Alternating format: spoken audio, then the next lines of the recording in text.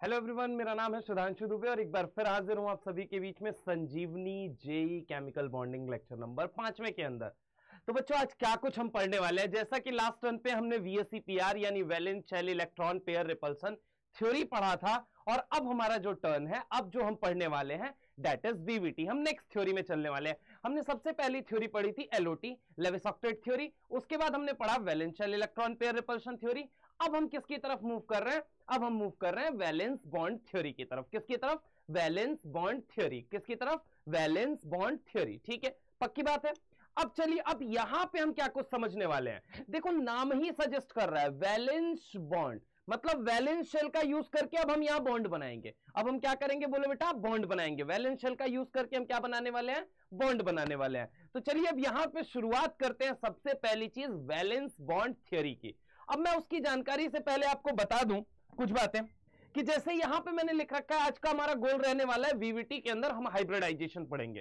Sir पहले clear करो कि वीवीटी है क्या, और आखिर हाइब्रिडाइजेशन अपने ब्रैकेट में क्यों लिखा। तो देखो बेटा, होता क्या है, सुनो। अगर मैं तुमसे बात करता हूं कि वैलेंस बॉन्ड थ्योरी, किसकी बात करते हैं? Valence bond theory. नाम क्या होगा पूरा? वैलेंस। ठीक है, बी का मतलब क्या हो गया? बॉन्ड, और टी का मतलब क्या हो गया? बोलो बेटा, थ्योरी। क्या हो गया? थ्योरी। अब एक्चुअल में वैलेंस बॉन्ड थ्योरी दो पार्ट में क्लासिफाइड है। कितने पार्ट में क्लासिफाइड है? दो पार्ट में। पहला अगर मैं बात करूं, एक होता है ओवरलैपिंग। एक क्या होता है? ओवरलैपिंग। क्या होता है? ओवरलैपिंग। क्या होता है? बोलो बेटा, overlapping. And the second one is your what? Hybridisation, not हड़बड़ाइजेशन। This is your hybridisation. क्या होता है? हाइब्रिडाइजेशन। अब मैं सबसे पहली चीज आपको बता दूं, ये वीवीटी ये बताती है कि आखिर बॉन्ड कैसे बना। देखो, एलओटी ने क्या बताया अपने को? डॉट स्ट्रक्चर कैसे बना सकते हो। उसका शेप प्रिडिक्ट करना किसने बताया? वीएसईपीआरटी ने। अब ये बताएगा कि आखिर वो जो बॉन्ड बने हैं वो कैसे बने हैं। समझ रहे हो मेरी बात को? तो हर थ्योरी का जो जन्म हो रहा है वो कोई ना कोई कारण उसके पीछे है। इनऑर्गेनिक इज नॉट अबाउट रटना, इनऑर्गेनिक इज ऑल अबाउट समझना। समझ रहे हो? फैक्ट है मेरे भाई। फैक्ट इस बात का है कि जो पहली थ्योरी आई उसने ये बताया तुम्हें कि आखिर डॉट स्ट्रक्चर कैसे बनाओगे। उसके बाद जो दूसरी थ्योरी आई वो कौन सी थी? वो आपको ये बताने आई कि शेप कैसे बनाओगे। अब तीसरी थ्योरी आ रही है, वो ये बताएगी कि बॉन्ड कैसे बना उसके अंदर। मतलब मॉलिक्यूल के अंदर हमें गहरा गोता लगाते जा रहे हैं ताकि उसकी पूरी हिस्ट्री को खंगाल पाए, उसकी पूरी हिस्ट्री को निकाल पाए। और इसी तर्ज पे आज आप लोगों के सामने पेश है valence bond theory. Valence bond theory total दो पार्ट में क्लासिफाइड है। One is your what? Basically one is your hybridization and second one is your what? Overlapping. अब हाइब्रिडाइजेशन क्या है, ओवरलैपिंग क्या है, सारी चीजें हम समझेंगे, बहुत बढ़िया तरीके से समझेंगे प्यारे बच्चों। बस मेरी बात को समझने की कोशिश करना। यहां पे अगर मैं तुमसे बात कर रहा हूं that is hybridization. What is this hybridization? क्या है ये हाइब्रिडाइजेशन? कहां से आया है ये हाइब्रिडाइजेशन? क्या करता है ये हाइब्रिडाइजेशन? बस एक गुजारिश है, हाइब्रिडाइजेशन पढ़ते वक्त नो हड़बड़ाइजेशन। हाइब्रिडाइजेशन पढ़ते वक्त नो हड़बड़ाइजेशन। Now I will clear all your concept कि क्यों आखिर इसका जन्म हुआ। हर एक चीज के पीछे एक लॉजिक है। सुनना चाहेंगे आप लोग? चलिए आइए सुनाते हैं। यहां पे देखिए जरा गौर से, बेटा सुनने की कोशिश करना। एक होता है एस ऑर्बिटल, आप लोगों को पता है, पता है सबको, एस ऑर्बिटल सबको पता है। एस ऑर्बिटल कैसा होता है सर? स्फेरिकल होता है। कैसा होता है? स्फेरिकल होता है। कैसा होता है? स्फेरिकल। मतलब इधर से जाऊं तो इलेक्ट्रॉन डेंसिटी, इधर से जाऊं तो इलेक्ट्रॉन डेंसिटी, इधर से जाऊं तो इलेक्ट्रॉन डेंसिटी, इधर से जाऊं तो इलेक्ट्रॉन डेंसिटी, ऊपर से इलेक्ट्रॉन डेंसिटी, नीचे से इलेक्ट्रॉन डेंसिटी, आजू से इलेक्ट्रॉन डेंसिटी, बाजू से इलेक्ट्रॉन डेंसिटी, ऊपर वाले आजू से इलेक्ट्रॉन डेंसिटी, बाजू वाले बाजू वाले ऊपर वाले बाजू वाले से, ठीक है, इलेक्ट्रॉन डेंसिटी। मतलब मेरे भाई हर डायरेक्शन से, हर डायरेक्शन से, कहीं से तुम इधर से इधर से इधर से इधर से कहीं से भी अगर तुम घुसोगे इसके अंदर तो तुम्हें क्या मिलेगी? Electron density. क्यों? क्योंकि इलेक्ट्रॉन रैंडमली क्या कर रहा है? घूम रहा है। क्या कर रहा है? रैंडमली क्या कर रहा है? घूम रहा है। क्या कर रहा है? बोलो बेटा, घूम रहा है। समझ रहे हो मेरी बात को? पूरे 360 डिग्री में, पूरे 360 डिग्री में जो भी एंगल पॉसिबल है, जहां से तुम्हारी मर्जी करती है वहां से तुम एंट्री कर जाओ मेरे भाई, वहां से एंट्री कर जाओ।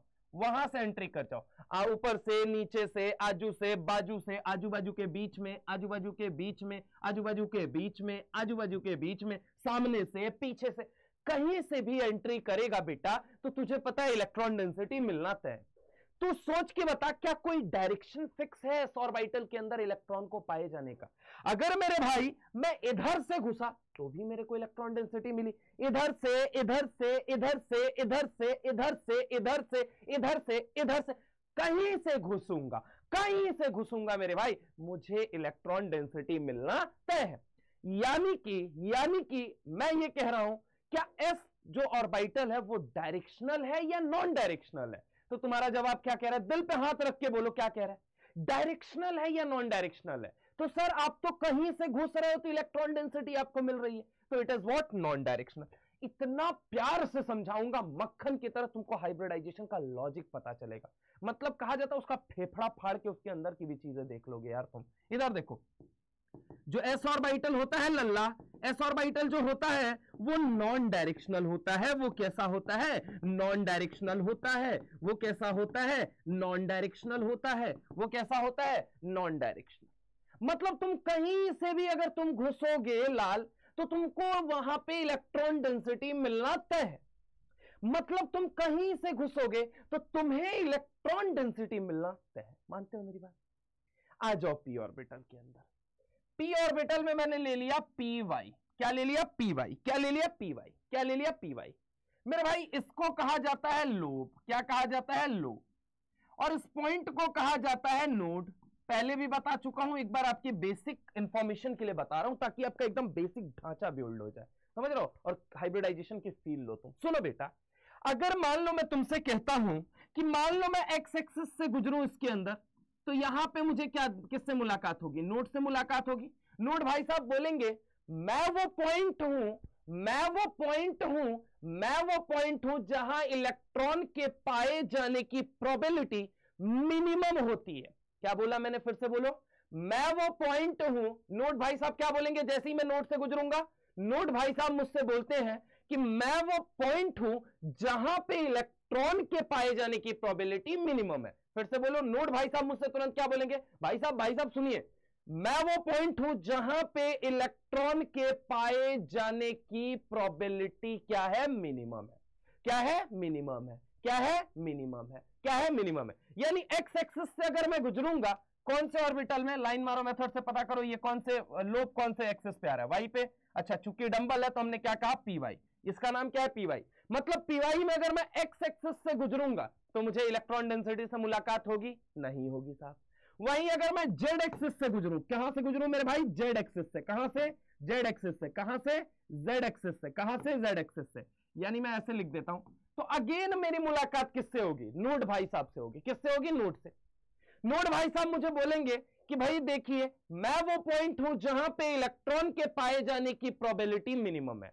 मैं वो पॉइंट हूं जहां पे इलेक्ट्रॉन के पाए जाने की प्रोबेबिलिटी मिनिमम है। वहीं अगर मैं इसके अंदर वाई से एंटर करूं, कहां से एंटर करूं मेरे भाई? वाई से। जैसे ही मैं वाई एक्सेस से आऊंगा, तुरंत मेरी मुलाकात किससे होगी? इस बार नोड से नहीं हो रही, इस बार लोब से हो रही है। किससे हो रही है? लोब से हो रही है। किससे हो रही है? लोब से हो रही है। किससे हो रही है? लोब से हो रही है। तो लोब भाई साहब मुझसे क्या बोलेंगे? लोब भाई साहब मुझसे क्या बोलेंगे? सुनना गौर से, कि भाई साहब मैं वो पॉइंट हूं, मैं ऑर्बिटल का वो हिस्सा हूं, मैं ऑर्बिटल का वो हिस्सा हूं जहां इलेक्ट्रॉन अपना मैक्सिमम समय व्यतीत करता है, जहां इलेक्ट्रॉन अपना मैक्सिमम टाइम स्पेंड करता है, जहां इलेक्ट्रॉन अपना मैक्सिमम टाइम खर्च करता है, जहां इलेक्ट्रॉन अपना मैक्सिमम टाइम गुजारता है। तो मैं वो हिस्सा हूं ऑर्बिटल का, तो मैं वो हिस्सा हूं ऑर्बिटल का, मैं वो हिस्सा हूं, समझ रहे हो? कौन सा हिस्सा हूं? जहां इलेक्ट्रॉन के पाए जाने की प्रोबेबिलिटी मैक्सिमम होगी, जहां इलेक्ट्रॉन के पाए जाने की प्रोबेबिलिटी मैक्सिमम होगी, जहां इलेक्ट्रॉन के पाए जाने की प्रोबेबिलिटी मैक्सिमम होगी, जहां इलेक्ट्रॉन अपना मैक्सिमम समय खर्च करेगा, जहां में इलेक्ट्रॉन अपना मैक्सिमम टाइम स्पेंड करेगा, जहां इलेक्ट्रॉन मैक्सिमम समय बिताएगा। तो मेरे भाई वाई एक्सिस से आऊंगा तो मुझे इलेक्ट्रॉन डेंसिटी भाई साहब से मुलाकात होगी। किससे होगी? इलेक्ट्रॉन डेंसिटी से। किससे होगी? इलेक्ट्रॉन डेंसिटी से। पक्की बात है, बोलो हाँ या ना। लेकिन एक्स और जेड पे जाऊं तो मेरी मुलाकात किससे हो रही है? नोड भाई साहब से हो रही है। किससे हो रही है? नोड भाई साहब से। नोड भाई साहब क्या बोलेंगे? यहां इलेक्ट्रॉन अपना सबसे मिनिमम समय बिताता है। लोग बोलेंगे आपको जीरो, इलेक्ट्रॉन फाइंडिंग प्रोबेबिलिटी जहां पे जीरो उसे नोड कहते हैं। भाई जीरो या 100 जैसा केमिस्ट्री में कुछ नहीं होता है, पहली चीज सुन लो, ठीक है। आइडियल गैस में भी 21 अजम्पशन लगा के आइडियल माना गया उसको, तो आप ये नहीं कह सकते जीरो, हाँ आप ये कहिए मिनिमम। क्या कहेंगे? मिनिमम। तो यहां पे अगर मैं बात करूं, नोड वो पॉइंट है जहां इलेक्ट्रॉन के पाए जाने की प्रोबेबिलिटी सबसे कम, मिनिमम, एकदम कम, समझ रहे हो। और लोब वो पॉइंट जहां पे इलेक्ट्रॉन के पाए जाने की प्रोबेबिलिटी मैक्सिमम, सबसे ज्यादा टाइम स्पेंड करेगा, सबसे ज्यादा समय बिताएगा। तो अगर मैं बात करूं कि पी ऑर्बिटल के अंदर तुम देखोगे एक्स और जेड पे तुम्हारी इलेक्ट्रॉन डेंसिटी से कोई मुलाकात नहीं हो रही है, तुम एक्स से घुसे कोई मुलाकात नहीं हुई। चलो फील दिला देता हूं, मान लो ये डंबल है, ये ऐसे डंबल है, पक्की बात है, फिर से बना दो। अच्छा चलो ऐसे, समझ रहे हो मेरी बात को? ये डंबल है ना, ये क्या है? अपना डंबल है, समझने की कोशिश करना। देखो देखो, ये क्या है? डंबल है, ठीक है। अब मैंने क्या किया? अब मैं एक्स से एंट्री कर रहा हूं, एक्स से एंट्री कर रहा हूं, नोड ये वाला पॉइंट है, ठीक है। अगर मैं एक्स से एंट्री कर रहा हूं, मेरी मुलाकात किससे हुई? नोड भाई साहब से। किससे हुई? नोड भाई साहब से। मैं अगर वाई से एंट्री कर रहा हूं, सॉरी जेड से एंट्री कर रहा हूं, अगर मैं इस एक्सेस को जेड मान रहा हूं, समझ रहा हूं मेरी बात को? तुम्हारे वाले को जेड मान रहा हूं और ये वाला एक्स मान रहा हूं। एक्स से घुसा नोड से, अब अगर मैं जेड से घुसा, जेड से घुसा, जेड से घुसा, जेड से घुसा, जेड से घुसा, नोड से। लेकिन अगर मैं वाई से घुसा, वाई से घुसा, वाई से घुसा, वाई से घुसा, वाई से, यानी मेरी मुलाकात किससे हुई है मेरे भाई? बोलो बोलो बोलो बोलो, सारे बोलो। क्या यहां पे मैं लोब से मुलाकात करके आया हूं या नहीं आया हूं? अगर लोब से मैं मुलाकात करके आया हूं, मतलब यहां इलेक्ट्रॉन पाए जाने की प्रोबेबिलिटी मैक्सिमम है। बोल बेटा, ठीक है। यानी कि एक बात मेरे को बढ़िया तरीके से क्लियर हो गई, एक्स से घुस, जेड से घुस, तेरे को इलेक्ट्रॉन डेंसिटी नहीं मिलना है। लेकिन अगर वाई से घुसेगा तो बेटा ये बात पता है हमने को कि क्या मिलेगा वहां पे? Electron density. It is directional और नॉन डायरेक्शनल? सर एक्स और जेड पे तो नहीं मिल रहा है, सिर्फ एक एक्सिस पे वाई वाले पे मिल रहा है, यानी कि ये कैसा है सर? डायरेक्शनल है। ये कैसा है? डायरेक्शनल है, ठीक है। तो ये कैसा होता है बोलो बेटा? पी ऑर्बिटल की अगर हम बात करें तो ये कैसा होता है? डायरेक्शनल होता है, ठीक है। बस यही डायरेक्शनल और नॉन डायरेक्शनल नेचर जो है ना, यही जन्म करवा देगा अभी हाइब्रिडाइजेशन का। अभी देखना यही जन्म करवाएगा, ठीक है। इन दोनों की जो कहा जाता है ना, भगवान हर इंसान को हर चीज नहीं देता है। किसी को डायरेक्शनल नेचर दे दिया तो किसी को नॉन डायरेक्शनल नेचर दे दिया, किसी को भर के एंगल दिया है। अगर एस वाले की मैं बात करूं तो किसी भी, अगर देखोगे तुम एंगल इसके अंदर खूब भरपूर है, एंगल इसके अंदर खूब भरपूर है, एंगल इसके अंदर खूब भरपूर है। 360 डिग्री पे कहीं चले जाओ इलेक्ट्रॉन मिल जाएगा। यानी कि इसके पास एंगल भरपूर है, इसके पास एंगल भरपूर है तो उसके पास डायरेक्शन भरपूर है। इसके पास एंगल भरपूर है तो उसके पास डायरेक्शन भरपूर है।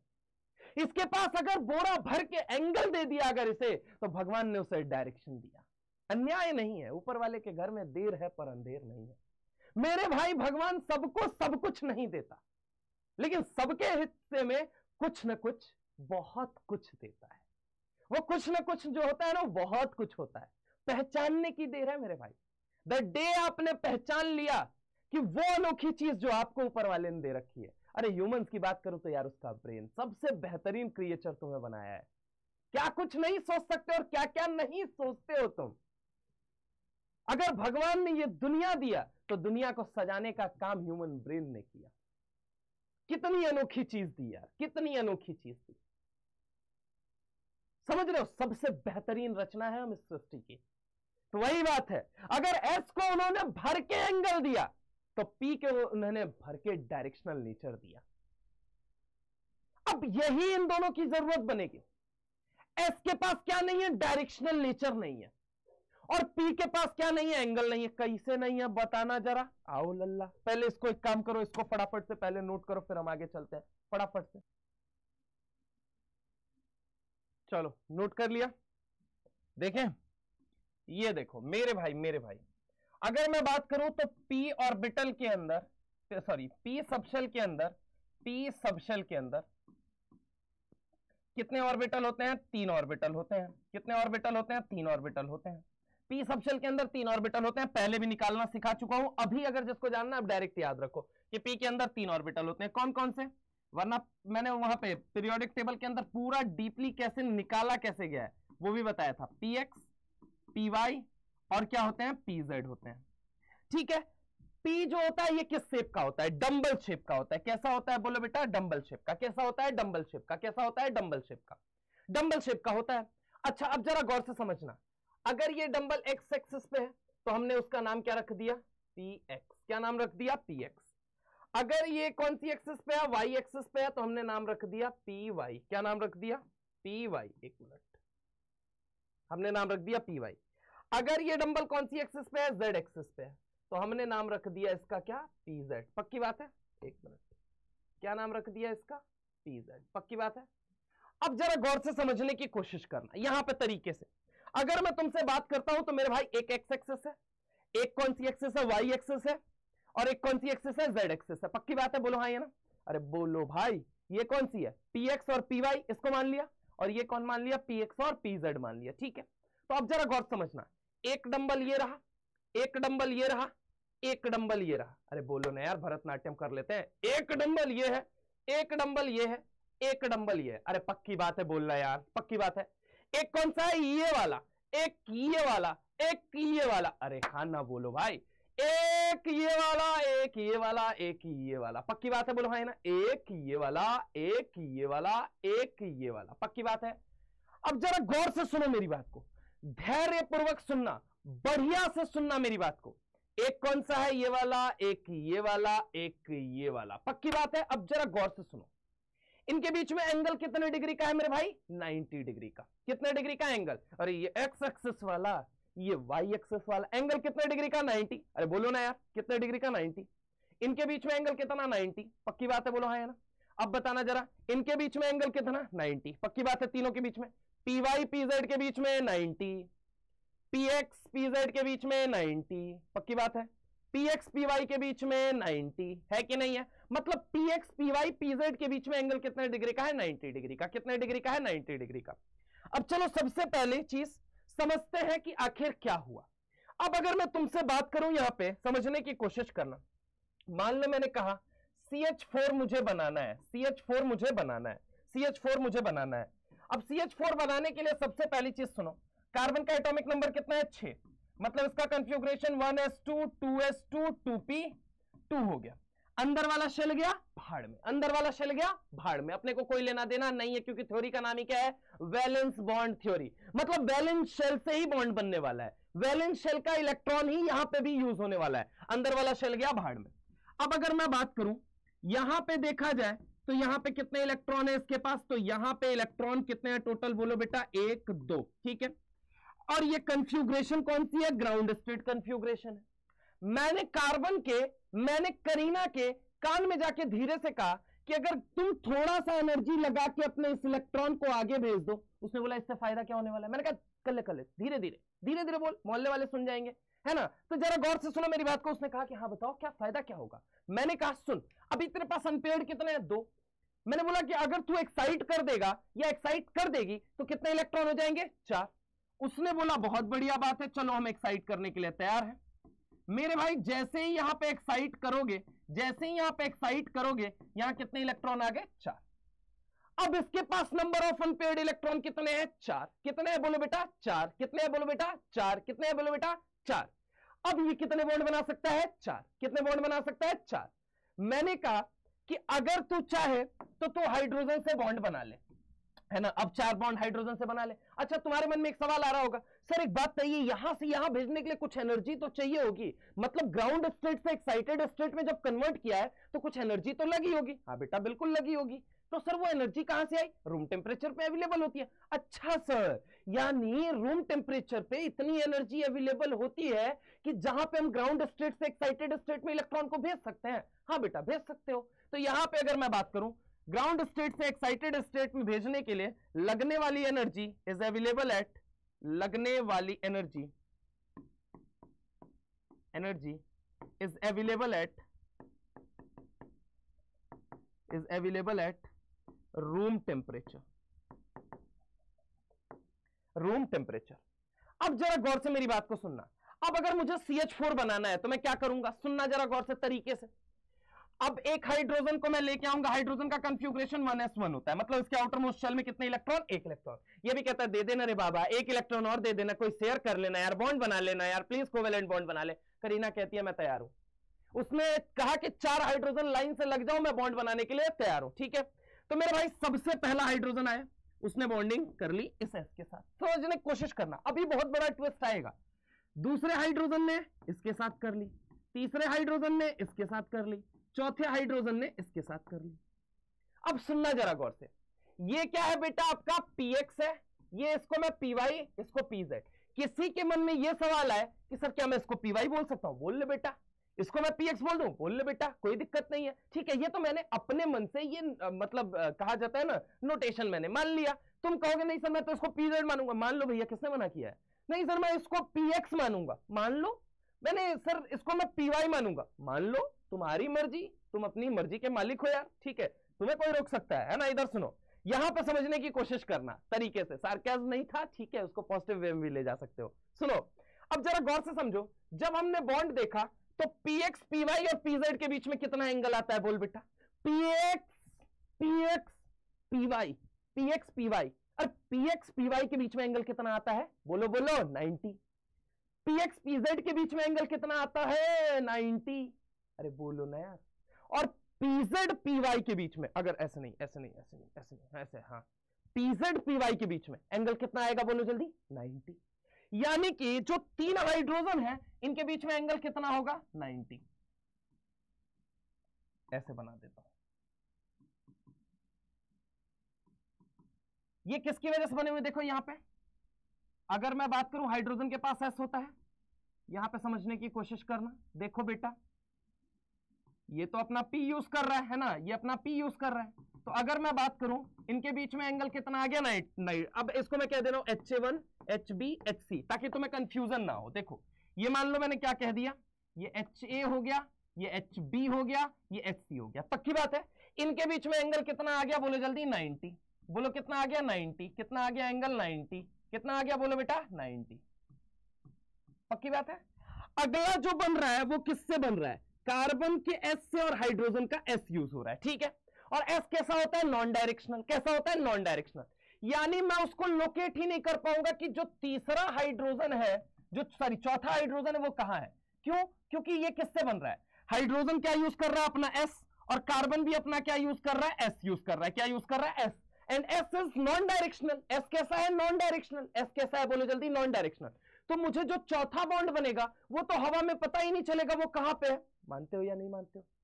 अरे मानते हो या नहीं मानते हो? यानी कि जो CH4 है, CH4 है, उसके बीच में एंगल कितना आना चाहिए, 90 डिग्री, 3 बॉन्ड के बीच में। और चौथा बॉन्ड मुझे पता ही नहीं होना चाहिए, मैं लिख दे रहा हूं, 3 बॉन्ड के बीच में, 3 बॉन्ड के बीच में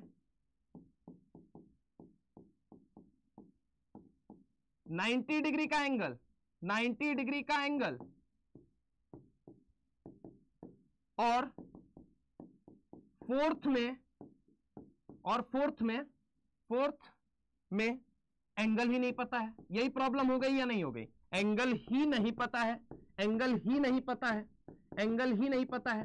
फोर्थ कौन सा वाला है, H4, इसको लिख देता हूं मैं, H4।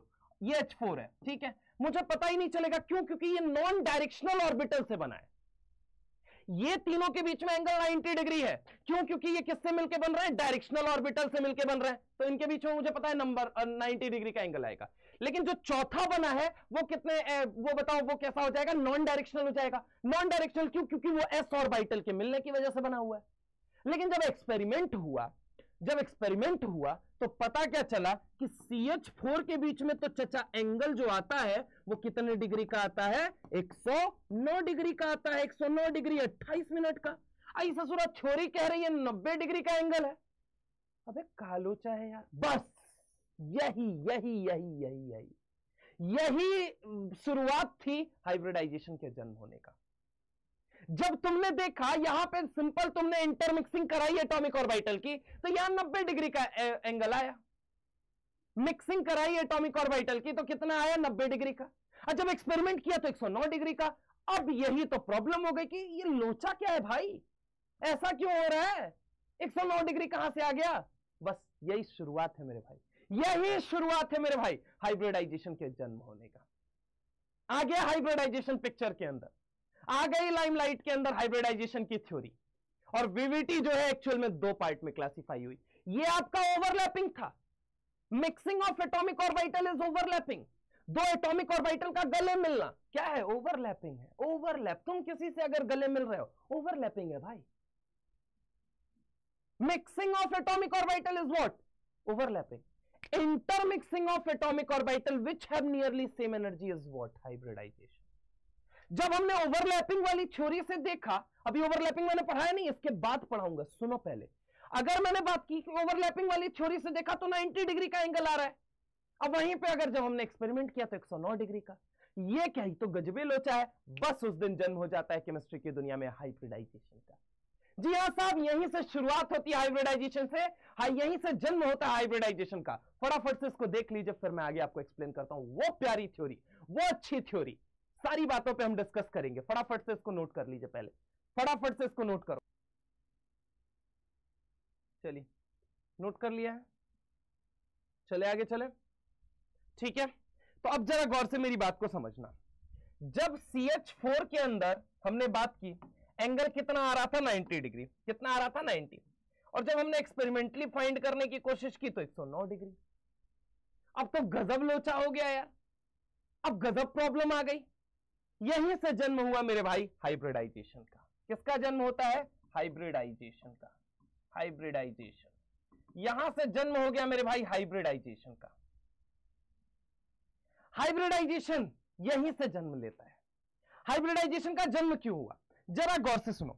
अभी एंगल 90 डिग्री का था, तो इनमें बॉन्ड पेयर रिपल्शन VSEPR कह के गया है। Valence shell electron pair repulsion theory याद करो क्या कहता है? लोन पेयर में सबसे ज्यादा repulsion, lone pair bond pair में थोड़ा कम, और बॉन्ड पेयर में बेहद कम रिपल्शन होता है compare to lone pair repulsion.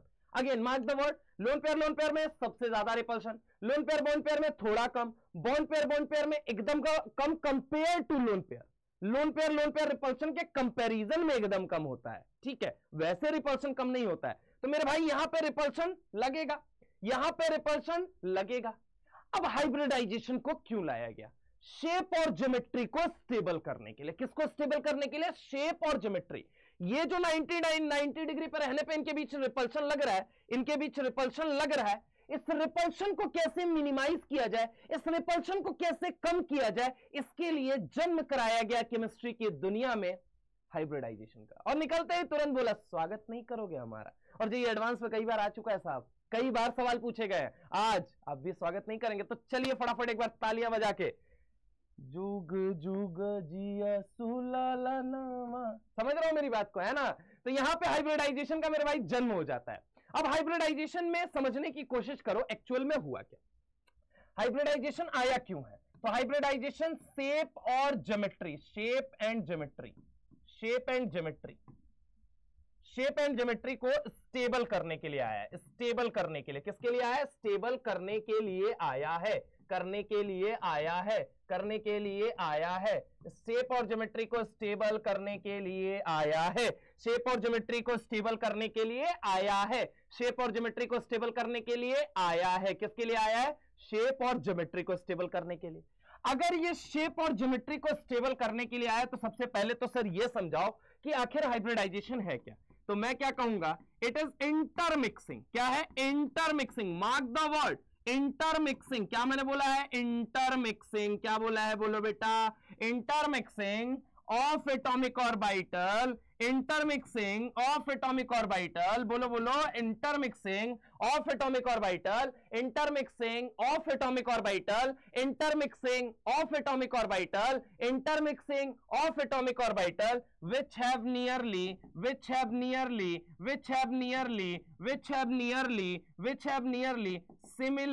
similar energy, which have nearly similar, तो वर्ड कहना, हाँ सिमिलर कह लो और सेम कह लो, which have nearly same energy. Mark the word, I am saying that nearly same energy. Intermixing of atomic orbital which have nearly same energy. Intermixing of atomic orbital which have nearly same energy. Intermixing of atomic orbital which have nearly same energy. Intermixing of atomic orbital which have nearly same energy. Intermixing of atomic orbital which have nearly same energy is known as what? Hybridization. क्या होता है? Hybridisation. सबसे पहला सवाल कि hybridisation का जन्म क्यों हुआ है? तो शेप या ज्योमेट्री को स्टेबल करने के लिए हुआ है. किसके लिए हुआ है? शेप या ज्योमेट्री को स्टेबल करने के लिए हुआ है. क्या है ये hybridization? Intermixing of atomic orbital which have nearly same energy. क्या सर एनर्जी गैप बहुत ज्यादा रहा?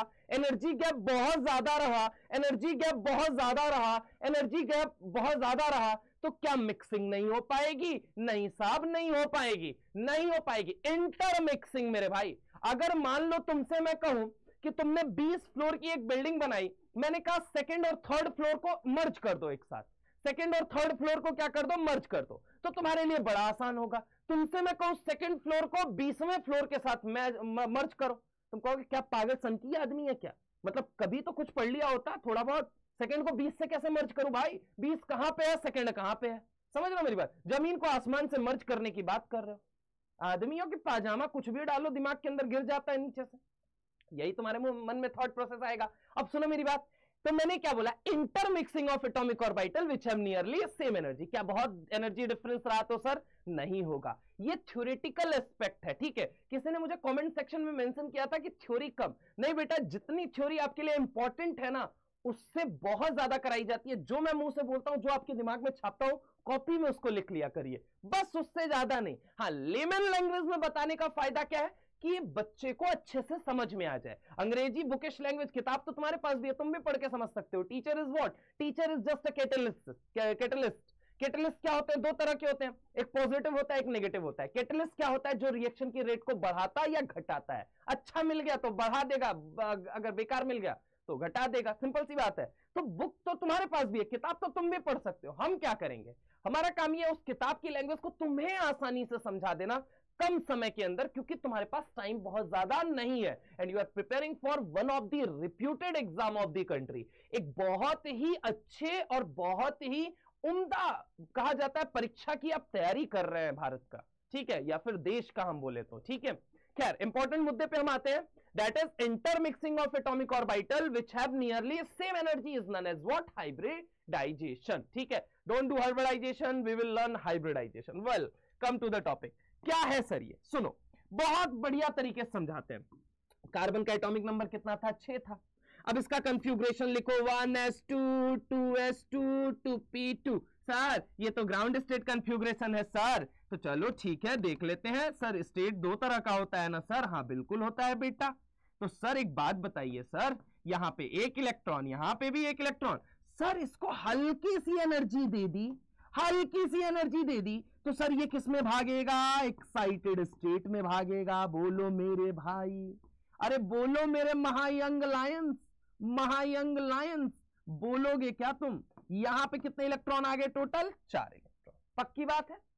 अब सुनना जरा गौर से, ये किसी और हाइड्रोजन वाले ऑर्बिटल से मिक्स करें. हाइब्रिडाइजेशन क्या कहता है? हाइब्रिडाइजेशन क्या कहता है? कहता है हाइड्रोजन से मिक्स करने से पहले आपस में ही गले क्यों नहीं मिलते? आपस में ही गले क्यों नहीं मिलते? आपस में ही गले क्यों नहीं मिलते? हाइब्रिडाइजेशन क्या कहता है? तुम अलग हाइड्रोजन को डेट कर रहे थे, तुम अलग हाइड्रोजन को डेट कर रहे थे, तुम अलग हाइड्रोजन को डेट कर रहे थे, तुम अलग हाइड्रोजन को डेट कर रहे थे. चारों 4 डायरेक्शन में जा जाके कर रहे थे, जिनमें 3 का तो डायरेक्शन नजर आ गया, एक तो पता ही नहीं, लापता हो गया, कहां है स्पेस के अंदर. ऐसा क्यों नहीं करते? तुम चारों पहले ही मर्ज हो जाओ. बोला ऐसा हो सकता है क्या? बोला अरे यार, तुम किसी और ऑर्बिटल के गले जाके मिल रहे हो, तुम खुद के ऑर्बिटल के गले नहीं मिल सकते. बोला इसके पहले एक चीज मुझे बताओ, इसका फायदा क्या होगा? बोला मूर्खों, मूर्खों इधर देखो, तुम पी हो और तुम्हारे पास क्या है? Non directional nature, sorry directional nature है. क्या है? बोलो जल्दी. डायरेक्शनल नेचर है. बोलो बोलो क्या है? डायरेक्शनल नेचर है. क्या है? बोलो जल्दी. Directional nature. और तुम ऐसो, तुम्हारे पास क्या है? एंगल है भरपूर. तुम्हारे पास भगवान का दिया हुआ खूब सारा एंगल है, और तुम्हारे पास भगवान का दिया हुआ खूब सारा डायरेक्शन है. एस को किसकी जरूरत थी? डायरेक्शन की. पी को किसकी जरूरत थी? एंगल की. अरे यार इधर आओ, मजेदार बात बताता हूं. एंगल कितना है? 90. इनको चाहिए कितना? 109. इनको जरूरत कितनी है? एंगल की. इनको जरूरत किसकी है? एंगल की. और जो H4 था इसके पास कोई डायरेक्शन नहीं था। H4 जो था, अरे नहीं आया ना तुमको समझ में, सच सच बताना, सच सच बताओ। H4 जो था ये क्या था, इसके पास कोई भी डायरेक्शन नहीं था। उसने बोला कि तुम दूसरे के गले मिल रहे हो, खुद आपस में ही गले मिल जाओ। तो इससे फायदा ये होगा तुम्हारा कि इन भाई साहब के पास, पी के पास भगवान का दिया हुआ खूब सारा डायरेक्शन है और एस के पास भगवान का दिया हुआ खूब सारा एंगल है। अगर तुम आपस में ही मिल जाते हो तो एस तुम्हारे में आ जाएगा थोड़ा सा और पी तुम एस में थोड़े चले जाओगे। वही कहा जाता है एक दूसरे से तुम जुड़ जाओगे। तुम्हें जरूरत है एंगल की, वो एस दे देगा, और उसे जरूरत है डायरेक्शन की, वो तुम दे दोगे। बस यही बात बन गई मेरे भाई। अब देखो यहां पे ये चारों ने निर्णय लिया। इन चारों ने क्या किया, निर्णय लिया। निर्णय कहां लिया, बरगद के पेड़ के नीचे बैठे भरी दोपहरी के अंदर, और वहां बैठ के ये निर्णय लिया कि आज के बाद हम जो चारों लोग हैं ये लड़ेंगे नहीं। हम चारों लोग लड़ना नहीं प्रेफर करेंगे, हम चारों लोग एक दूसरे के गले मिलेंगे और गले मिलके हम एक अच्छा संदेश देंगे लोगों को, और वो संदेश होगा हाइब्रिडाइजेशन। कि अगर चार लोग एक ही एटम के चार जो ऑर्बिटल है, एक ही एटम के चारों ऑर्बिटल, अगर एक ही एटम के चारों ऑर्बिटल इंटरमिक्स कर गए, गले मिल गए, एक दूसरे से मिल गए, तो वो केमिस्ट्री की दुनिया में हाइब्रिडाइजेशन जैसे कॉन्सेप्ट को जन्म दे सकते हैं। अब इससे हुआ क्या, सुनो। एस के पास भगवान का दिया हुआ भरपूर एंगल था, पी के पास भगवान का दिया हुआ भरपूर डायरेक्शन था। ये चारों लोग मिले, कि कौन लोग, ये चारों लोग मिले। अब चारों लोग मिले तो यहां पे देखना, ये क्या था, एक पी एक्स, ये पी वाई, और ये क्या था, पी जेड। प्लस किससे मिले, एस से मिले भाई साहब। ये लोग किससे मिले, एस से। अब एस और पी, अच्छा देखो खूबसूरत बात क्या है, ये 2s है और ये 2p है। एनर्जी का बहुत ज्यादा अंतर नहीं है इनके बीच में, ठीक है, बहुत नियरली एकदम सेम सिमिलर एनर्जी वाले लोग हैं। तो 2s और 2p मिलेंगे। अब देखो यहां पे कितने लोग मिल रहे हैं टोटल, एक मिल रहा है आपका px, एक मिल रहा है py, और एक कौन सा मिल रहा है pz, और एक कौन मिल रहा है s। मतलब s with px with py with pz। कौन कौन मिल रहा है, यहां पे मिलन किसका होने वाला है, s with px with py with pz, ठीक है। s विथ किसके किसके साथ मिल रहा है, s जो है ये दोनों आपस में एक दूसरे के एकदम मर्ज हो जाएंगे, मर्ज हो जाएंगे, और मर्ज हो जाएंगे तो कुछ और ही अभी नया बनने वाला है, कुछ और ही अभी नया बनेगा मेरे भाई। ये दोनों, ये क्या है, इस हाथ में s ले लिया, इस हाथ में p, p में ये क्या है, देखो यहाँ पे ये क्या है, py सॉरी pz, ये क्या है px, और ये क्या है py, ठीक है, समझ लो। और ये s एक हाथ में, दोनों मैंने ले लिया, दोनों ऑर्बिटल को ले जा रहा हूं। ये मिक्सिंग हो गई मेरे भाई। जैसे ही मिक्सिंग होगी अब कुछ नया निकल के आएगा। वो क्या नया निकल के आएगा वो मैं अभी आपको यहां दिखाऊंगा। सुनो जरा गौर से, एस किसके किसके साथ मिल रहा है, px py और pz, ठीक है। जैसे ही मिक्स करता है, जैसे ही मिक्स करता है, जैसे ही ये मिक्स करेगा, समझ रहे हो, ये धुएं जैसे हैं, बिल्कुल समझने की कोशिश करो। ये कोई फिक्स चीज नहीं है, ये धुआं जैसा है। धुआं बस यहां पे इस शेप का है और यहां पे स्फेरिकल शेप का है। तो स्फेरिकल धुआं विद डंबल धुआं के साथ मिलने वाला है। मिलेगा मिलेगा मिलेगा मिलेगा मिलेगा मिलेगा मिलेगा मिलेगा मिला मिला, आबड़ा का बाबड़ा, डाबड़ा का साबड़ा। यहां पे देखो क्या बनने वाला है मेरे भाई। यहां पे अगर मैं तुमसे बात करूं, सॉरी, अगर मैं तुमसे बात करूं, यहां पे क्या मिलेगा, जादू हो गया ना, देखा ना अभी। 4 नए ऑर्बिटल बनेंगे। कितने नए ऑर्बिटल बनेंगे, बोलो जल्दी। 4 नए ऑर्बिटल बनेंगे। समझ रहे हो मेरी बात को। सर ये छोटू छोटू सा क्या है, वेट करो थोड़ा दिन ना, बताएंगे अभी। ये जो है तुमको बड़का बड़का बस देखना है। जैसे ही तुमने देखा कि ये जब मिक्स हुए, तो मिक्स होने के बाद से अब ये धुआं कैसा दिखने लगा, अरे इनका लोब थोड़ा बड़ा होगा, बोलो यार इनका लोब थोड़ा बड़ा हो जाएगा, इसका भी लोब बड़ा हो गया, समझ रहे हो। और इनके बीच ये थोड़े थोड़े फैल जाएंगे, क्या कर जाएंगे, फैल जाएंगे। क्या है, एस मिला, एस मिला, एस मिला, तो उसने क्या दे दिया, एंगल, ये पकड़ एंगल। अब पी मिला, कहा ये पकड़ टू डायरेक्शन, एक हाथ से तू एंगल ले, एक हाथ से डायरेक्शन दे, एक हाथ से एंगल ले, एक हाथ से डायरेक्शन दे। अब इसके अंदर देखोगे तो अब इसके अंदर एंगल पाया गया 109 डिग्री 28 मिनट। कितना पाया गया, 109 डिग्री 28 मिनट पाया गया। कितना पाया गया, 109 डिग्री 28 मिनट। क्यों, क्योंकि एस ने बोला ये ले मैं भर के एंगल ले आया हूं, पी ने बोला ये ले मैं भर के डायरेक्शन ले आया हूं। तो उसने बोला एक हाथ से एंगल दे तो दूसरे हाथ से डायरेक्शन ले, एक हाथ से एंगल दे तो दूसरे हाथ से डायरेक्शन ले। अब इसको क्या मिल गया, ये फूल फूल के थोड़े गुब्बे हो गए, गुब्बे बोले तो मोटे हो गए, मोटे हो गए मतलब यहां पे इनके बीच में क्या हुआ, रिपल्शन हुआ। एंगल कितने डिग्री का, 109 डिग्री 28 मिनट। कितने का, 109 डिग्री 28 मिनट। और s को क्या मिल गया, डायरेक्शनल नेचर मिल गया। s को चाहिए क्या था, डायरेक्शनल नेचर चाहिए था, p को चाहिए क्या था, एंगल चाहिए था। और यही क्या कहा गया, यही कहा गया मेरे भाई hybridization, intermixing of atomic orbital which have nearly same energy. Intermixing of atomic orbital which have nearly same energy is known as what, hybridization. इसे ही हमने क्या कहा, हाइब्रिडाइजेशन। और ये अब गया किसके साथ, हाइड्रोजन के साथ बाइंड करने के लिए। तो आओ देखो यहां पे बताता हूं, यहां पे नेक्स्ट पेज पे चलते हैं, ठीक है। ये क्या है, देखो यहां पे, ये है कार्बन, यहां पे अगर मैं बात करूं, ये कार्बन है,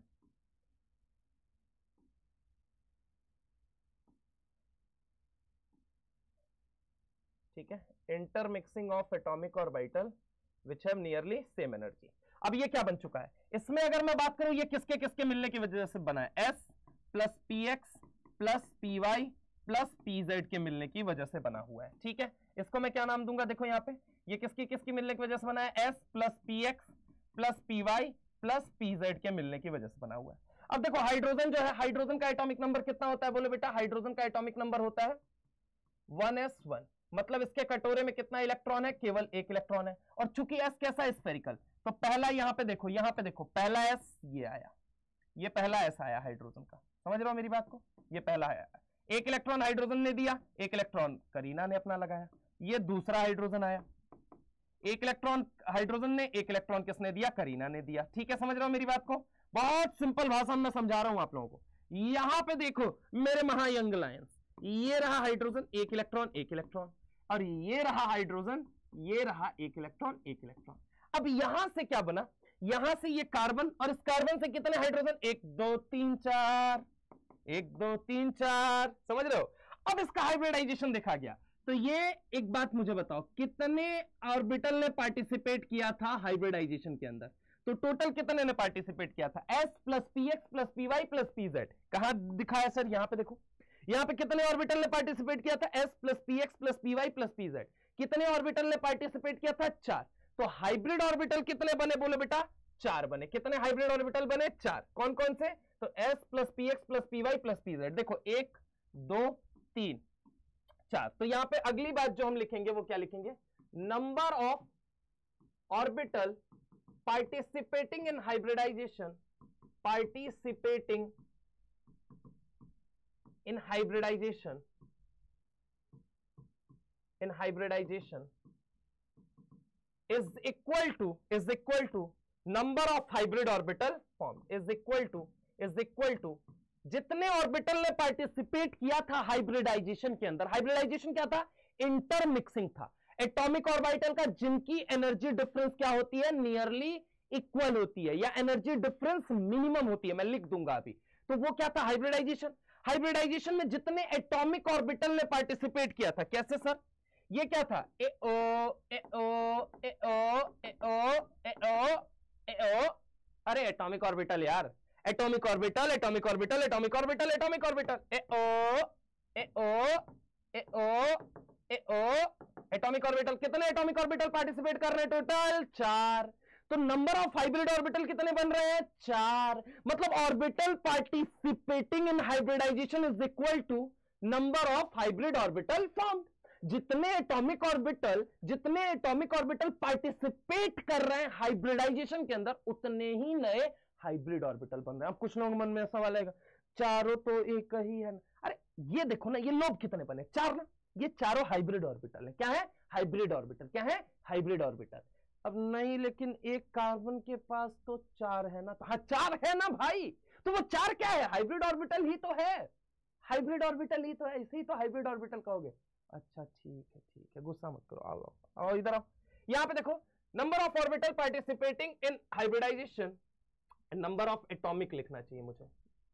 Number of atomic orbital participating in hybridization is equal to number of hybrid orbital formed. जितने एटॉमिक ऑर्बिटल पार्टिसिपेट करेंगे उतना ही क्या बनेगा, हाइब्रिड ऑर्बिटल बनेगा। क्या ये बात क्लियर है कि नहीं क्लियर है? पहले इसको पीछे वाले को देख लो, फिर हम आगे चलते हैं। फटाफट से इसको पीछे वाले को देख लो, फटाफट से नोट कर लो। चले आगे, चले भाई साहब, ये देख लो। Number of atomic orbital participating in hybridization is equal to the number of hybrid orbital form. ठीक है, अब अगर मैं अगली बात बोलूं, अगली बात सुनो कि एनर्जी गैप कैसा होना चाहिए सर, एनर्जी डिफरेंस कैसा होना चाहिए। Energy difference between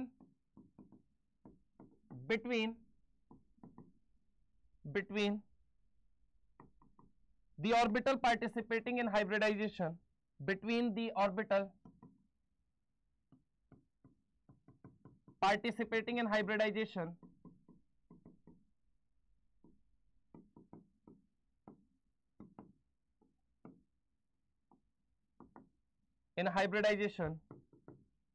should be minimum,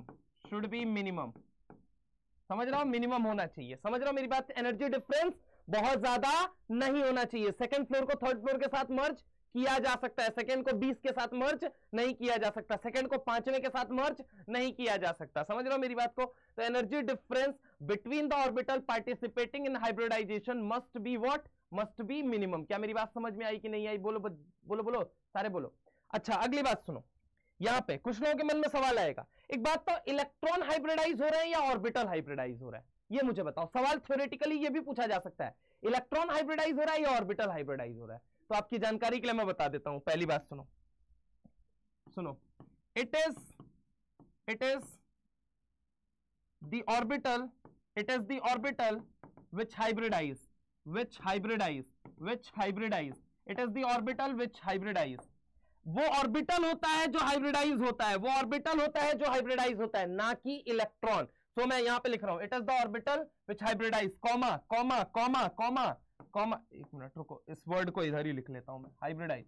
it is the orbital विच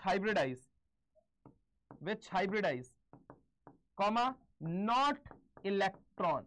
अब इसमें कुछ लोग कंफ्यूज हो जाते हैं, इसको एक ही साथ पढ़ देते हैं, it is the orbital which hybridize not electron. बस सर ये क्या मतलब हुआ, गलत लिख दिया आपने। नहीं, सुनो, it is the orbital which hybridize, ना कि इलेक्ट्रॉन हाइब्रिडाइज होते हैं, ना कि इलेक्ट्रॉन हाइब्रिडाइज होते हैं। मैं लिख दे रहा हूं, ना कि इलेक्ट्रॉन हाइब्रिडाइज होते हैं, ना कि इलेक्ट्रॉन हाइब्रिडाइज होते हैं, ना कि इलेक्ट्रॉन हाइब्रिडाइज होते हैं। पक्की बात है, बोलो आइए ना। इसको फटाफट से नोट कर लेंगे, फिर हम आगे चलते हैं। इसको फटाफट से नोट कर लो, फटाफट।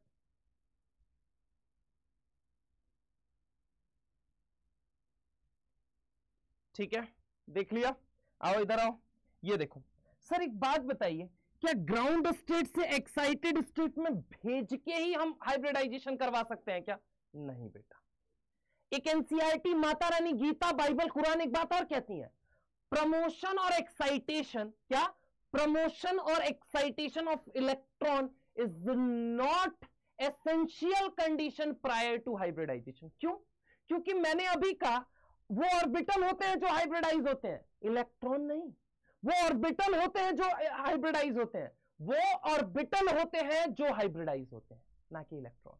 वो ऑर्बिटल होते हैं जो कि हाइब्रिडाइज होते हैं, ना कि इलेक्ट्रॉन। तो मैं यहां पे क्या कह सकता हूं, अगली बात, प्रमोशन और एक्साइटेशन प्रमोशन और excitation of electron is not prior condition before hybridization। Hybridization होने के पहले प्रमोशन और एक्साइटेशन ऑफ इलेक्ट्रॉन ये बिल्कुल भी जरूरी नहीं है, प्रमोशन और excitation of electron is not essential condition prior to hybridization. समझ रहे हो? प्रमोशन हो, एक्साइटेशन ऑफ इलेक्ट्रॉन हो, ऐसा बिल्कुल भी जरूरी नहीं है बिफोर हाइब्रिडाइजेशन। अगर हाइब्रिडाइजेशन से पहले ऐसा होना ही चाहिए, ऐसा कहना बिल्कुल भी उचित नहीं होगी, कदाचित ये गलत होगा। चलिए खैर, मुद्दे की बात हम करते हैं। प्रमोशन और excitation of electron is not prior condition before hybridization. अगली बात कि सर हाइब्रिडाइजेशन होता है तो क्या होता है? हाइब्रिडाइजेशन होता है तो क्या होता है? तो hybridisation, when hybridization occurs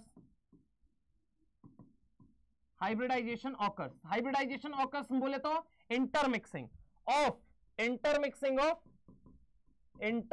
of, अगर हमने बात किया जैसे intermixing of S and P जैसे ही हुआ तो क्या हुआ इससे, S since S do not have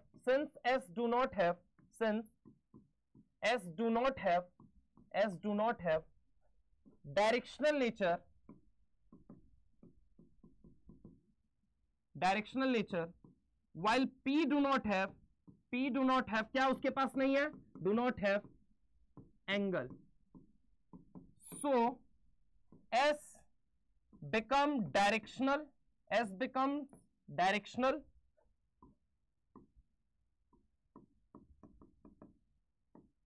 have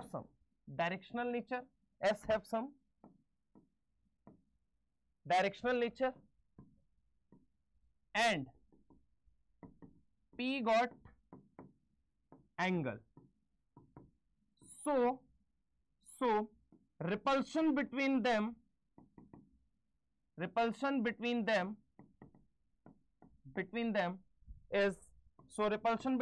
is minimum now, hence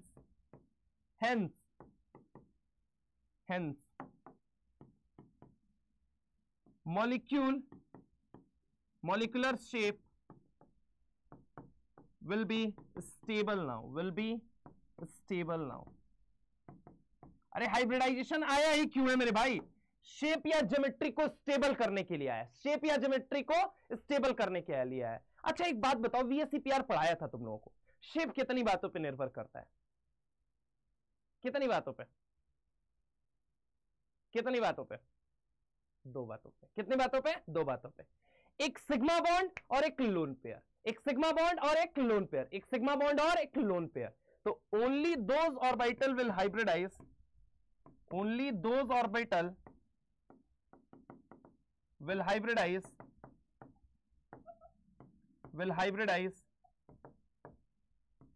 which keep sigma bond और लोन पेयर,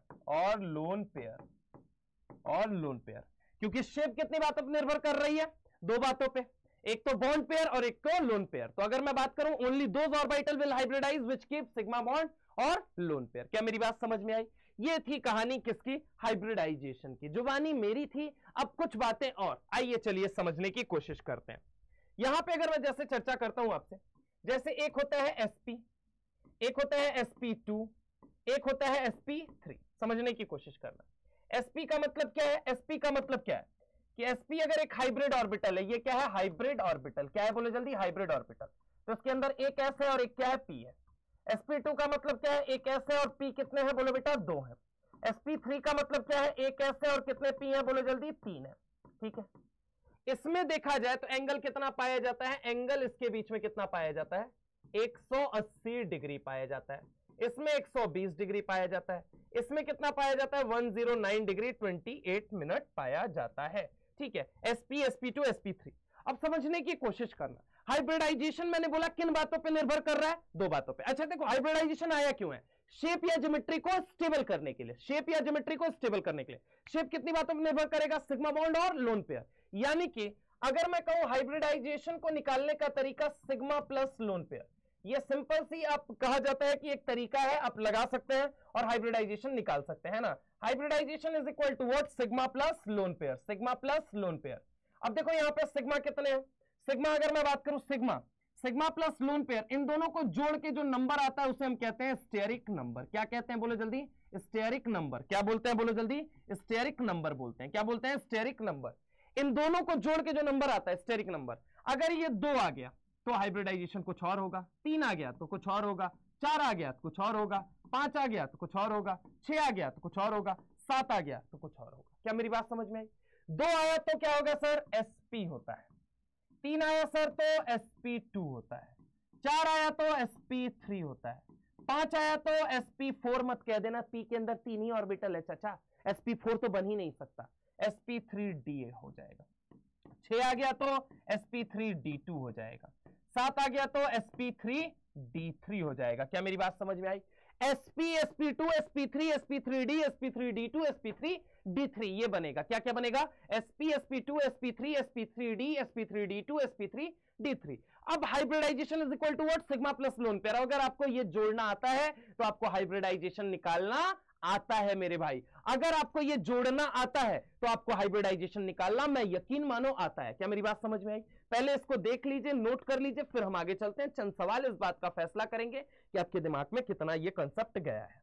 ठीक है, इसको फटाफट से देख लीजिए, नोट कर लीजिए, मैं भी पानी पी लेता हूं तब तक। फटाफट से इसको देख लीजिए आप लोग। चले आगे चले, नोट कर लिया। चलो, अब सबसे पहली चीज तो ये कि कितना आपकी गहराई में ये बातें गई हाइब्रिडाइजेशन की, ये चंद सवाल फैसला करेंगे। एनसीईआरटी के अंदर बड़ा क्लियरली लिखा हुआ है, जो कि हम देख नहीं पाते हैं, that if carbon in methane do not hybridize then correct statement will be. मतलब अगर मीथेन के अंदर कार्बन हाइब्रिडाइज ना करे तो आप मुझे यह बताइए कि इनमें से कौन सा कथन सही होगा। निम्नलिखित में से लिखा हुआ कौन सा कथन सही होगा अगर मीथेन के अंदर कार्बन हाइब्रिडाइज ना करे? तो आपको पता है कि कार्बन के अंदर CH4 के अंदर एंगल कितना आ रहा था पहले? अगर मैं बात करूं, पहले हमारा एंगल आ रहा था, पहले हमारा एंगल कितना आ रहा था? बोलो बेटा। 3 बॉन्ड के बीच में एंगल आ रहा था 90 डिग्री, और एक के बारे में पता ही नहीं था। एक कैसा था? नॉन डायरेक्शनल था। कैसा था? Non directional. ठीक है, एक नॉन डायरेक्शनल था और 3 के बीच में एंगल कितना आ रहा था? 90 डिग्री। इसलिए हमने हाइब्रिडाइजेशन कराया ताकि इनके बीच में एंगल कितना हो जाए? बोलो जल्दी, एंगल कितना हो जाए? 109 डिग्री हो जाए। कितना हो जाए? 109 डिग्री 28 मिनट हो जाए। तो अब क्या लिखता है? Covalency can not be 4। अरे एक बात बताओ, कोवेलेंसी का हाइब्रिडाइजेशन से क्या लेना देना? तो अब देखो यहां पे ये समझना मत कि ये सवाल है, ये एक्चुअल में थ्योरी है जिसको सवाल के फॉर्म में क्लियर किया जा रहा है। क्योंकि अपना जो ब्रेन होता है वो सवाल को बहुत अच्छी तरीके से लेता है, लेकिन थ्योरी को उतनी जल्दी एक्सेप्ट नहीं करता। अपने को एक पैराग्राफ बोला जाए पढ़ने के लिए, नहीं पढ़ सकते, नहीं याद रख सकते, लेकिन सवाल हम याद रख सकते हैं। तो उसको छोटे छोटे खंड में तोड़ के आपके लिए जो एकदम बेनिफिशियल हो, आपको एकदम जिसमें अच्छे से कंफर्ट जोन में रह के आप सारी चीजें सीख जाओ। समझ रहे हो मेरी बात को? मैंने बोला था टीचर एक कैटलिस्ट की तरह होता है जिसका काम है जो स्टूडेंट के रेट को बढ़ा भी दे और स्टूडेंट के रेट को घटा भी दे। तो मैं यही कोशिश करूंगा, ऑब्वियस है कि इतने अच्छे देश के आईआईटीएन बनने वाले हैं, एनआईटीएन बनने वाले हैं, तो उनको मैं अच्छे से अच्छा कंटेंट दूं और बहुत बढ़िया तरीके से समझाऊं। सुनो, मैंने क्या बोला? Covalency can not be 4। तो कोवेलेंसी का हाइब्रिडाइजेशन से कोई रिलेशन नहीं होता है, पहली चीज। अब इसी लाइन को प्रेजेंट कर दे कि कोवेलेंसी पे क्या हाइब्रिडाइजेशन की वजह से फर्क पड़ेगा? कह देना कभी नहीं। कोवेलेंसी का हाइब्रिडाइजेशन से कोई रिलेशन ही नहीं है भाई। पहले भी वो 4 बना रहा था, अभी भी वो 4 बना रहा है। कोवेलेंसी पहले भी कार्बन की 4 थी, अभी भी 4 है। तो कोवेलेंसी कैन नॉट बी 4। अगर इसका हम बात करें, no relation with hybridization, no relation with hybridization, तो ये स्टेटमेंट तो गलत है। Covalency can not be 4। अरे भैया पहले भी 4 थी, अभी भी 4 है, कोवेलेंसी पे थोड़ी कोई फर्क पड़ गया। अगली लाइन क्या लिखता है? Bond angle can not B 90 degree. मतलब अगर कार्बन मेथेन में हाइब्रिडाइज नहीं होता तो इसके अंदर 90 डिग्री का एंगल नहीं पाया जाता। गधे, 90 डिग्री का ही एंगल पाया जाता, 90 डिग्री का ही एंगल पाया जाता, 90 डिग्री का ही एंगल पाया जाता। एक bond angle can not B 90 degree, bond angle can not B 90 degree, bond angle can not B 90 degree. तो ये बात तो गलत है ना भाई। बॉन्ड एंगल तो 90 डिग्री होता और इसने क्या वर्ड यूज कर दिया? नॉट। क्या यूज कर दिया? नॉट। यानी कि ये भी गलत है। Bond angle can not B 109 degree लिखता, वो स्टेटमेंट सही होता। तो इसकी जगह मैं सही स्टेटमेंट भी लिख दे रहा हूं। सही स्टेटमेंट ये होता, सही स्टेटमेंट। सही स्टेटमेंट क्या होता है बेटा? सही स्टेटमेंट क्या होता है? ये देखो, बॉन्ड एंगल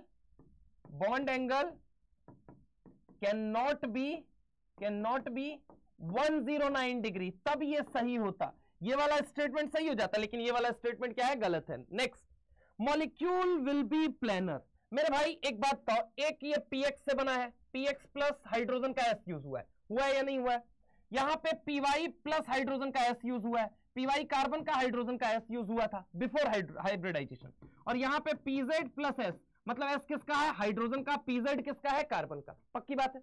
अब एक जगह px, py और pz तीनों एक्सेस की आप बात कर रहे हो, px, py और pz। समझ रहे हो मेरी बात को? py, px और pz तीनों की बात कर रहे हो, 3 डायमेंशन की तुम बात कर रहे हो, px, py और pz, मतलब x, y, z दोनों एक्सेस आपने ले लिए, तीनों ले लिए, सॉरी डायमेंशन गलत बोल गया, x, y और z आपने ले लिया। 2D के अंदर रहने के बाद आप क्या बात कर रहे हो? प्लानर। तो क्या लिखता है? Molecule will be planar. अरे भैया जब x भी ले लिया, y भी ले लिया, z भी ले लिया, प्लानर कहां से होगा? फूफा घर से हमारे। यहां पे अगर मैं बात करूं, एक x ले लिया, एक आपने y ले लिया और एक आपने z ले लिया, तीनों यूज करने के बाद कह रहे हो कि वो प्लेनर होगा, molecule will be what, molecule will B planar. कैसे हो सकता है भाई, molecule will B non planar. ये हाइब्रिडाइजेशन में या हाइब्रिडाइजेशन के बाद, हाइब्रिडाइजेशन से पहले या हाइब्रिडाइजेशन से बाद अगर मीथेन की बात करोगे तो मॉलिक्यूल हमेशा नॉन प्लेनर ही रहेगा। ठीक है, तो यहां पे सही स्टेटमेंट क्या होता, सही स्टेटमेंट, ये गलत स्टेटमेंट है, सही स्टेटमेंट होता molecule will B non planar. क्यों, क्योंकि आपने क्या यूज किया है, एक्स भी यूज किया है, वाई भी यूज किया है, जेड भी, तो ये भी स्टेटमेंट क्या है, गलत है। 3 bond will be stronger than 4। अब देखो ये 3 bond will be stronger than 4 कहने का मतलब क्या है, एक कैसा है नॉन डायरेक्शनल, एक कैसा है बोलो बेटा नॉन डायरेक्शनल, एक नॉन डायरेक्शनल वाले से बना हुआ था और बाकी 3 किससे बने हुए थे, डायरेक्शनल वाले से। तो ऑब्वियस है डायरेक्शनल कहीं ना कहीं बॉन्ड को क्या बनाता है, स्ट्रॉन्ग बनाता है। डायरेक्शनल नेचर जो होता है वो बॉन्ड को क्या बनाता है, स्ट्रॉन्ग बनाता है। यहां पे लिख सकते हो आप कहीं पे भी, डायरेक्शनल नेचर से स्ट्रॉन्ग बॉन्ड बनता है, डायरेक्शनल नेचर से स्ट्रॉन्ग बॉन्ड बनता है। हमेशा याद रखना डायरेक्शनल नेचर से क्या बनता है, स्ट्रॉन्ग बॉन्ड। एस एंगल देने का काम करता है, डायरेक्शनल जो होता है वो स्ट्रेंथ देने का काम करता है, मजबूती देने का काम करता है, स्ट्रॉन्ग बनाता है बॉन्ड को। ठीक है, तो डायरेक्शनल नेचर स्ट्रॉन्ग बॉन्ड, तो कहा जाए 3 bond will be stronger than 4।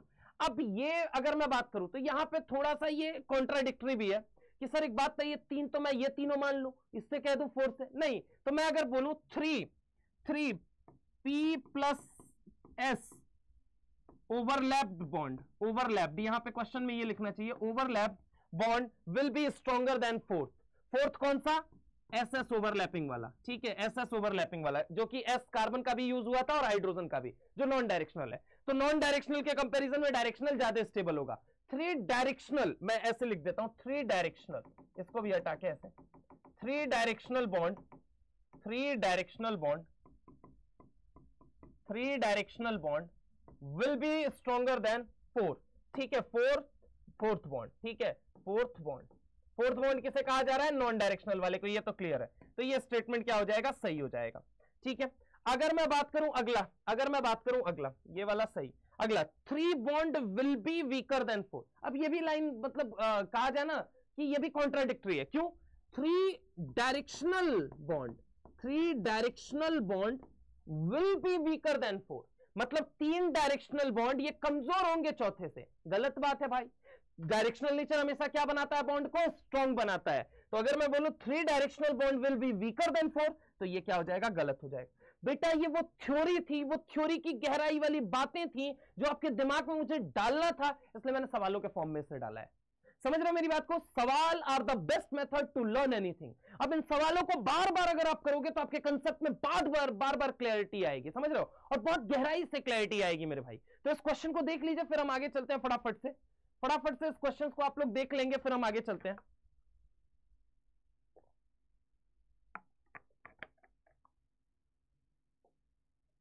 In questions को देख लीजिए यहां पे। ठीक है, चले,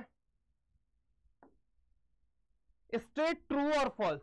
directional nature makes bond strong, बिल्कुल सही बात है। डायरेक्शनल नेचर क्या करता है, बॉन्ड को मजबूती देने का काम करता है। तो ये स्टेटमेंट क्या हो गया, सही हो गया। ठीक है, तो ये देखो, ये सवाल नहीं, ये थ्योरी है मेरे भाई। थ्योरी को क्वेश्चन के फॉर्म में आपको कराया जा रहा है ताकि आपकी कंसेप्चुअल क्लैरिटी अच्छी रहे। कितना रटोगे भाई, कितना थ्योरी याद रखोगे आप, उससे बेहतर है क्वेश्चन के फॉर्म में करो। क्वेश्चन के फॉर्म में दिमाग तुरंत कैप्चर कर लेता है। समझ रहे हो मेरी बात को। तो खैर, directional nature makes bond strong. ठीक है, उसके बाद promotion of electron is necessary condition before hydrogen कह रहा हूं, बिफोर हाइब्रिडाइजेशन। क्या ऐसा बिल्कुल भी सही है, तो नहीं साहब, ये बिल्कुल भी सही नहीं है। प्रमोशन और excitation of electron is not necessary condition prior to hybridization या बिफोर हाइब्रिडाइजेशन। हाइब्रिडाइजेशन से पहले प्रमोशन या एक्साइटेशन ऑफ इलेक्ट्रॉन हो, ऐसा जरूरी नहीं है। प्रमोशन और excitation of electron prior to hybridization is not necessary condition. Prior to hybridization promotion या एक्साइटेशन ऑफ इलेक्ट्रॉन हो, ऐसा बिल्कुल भी जरूरी नहीं है। This statement would be your false. ठीक है, आगे चलते हैं।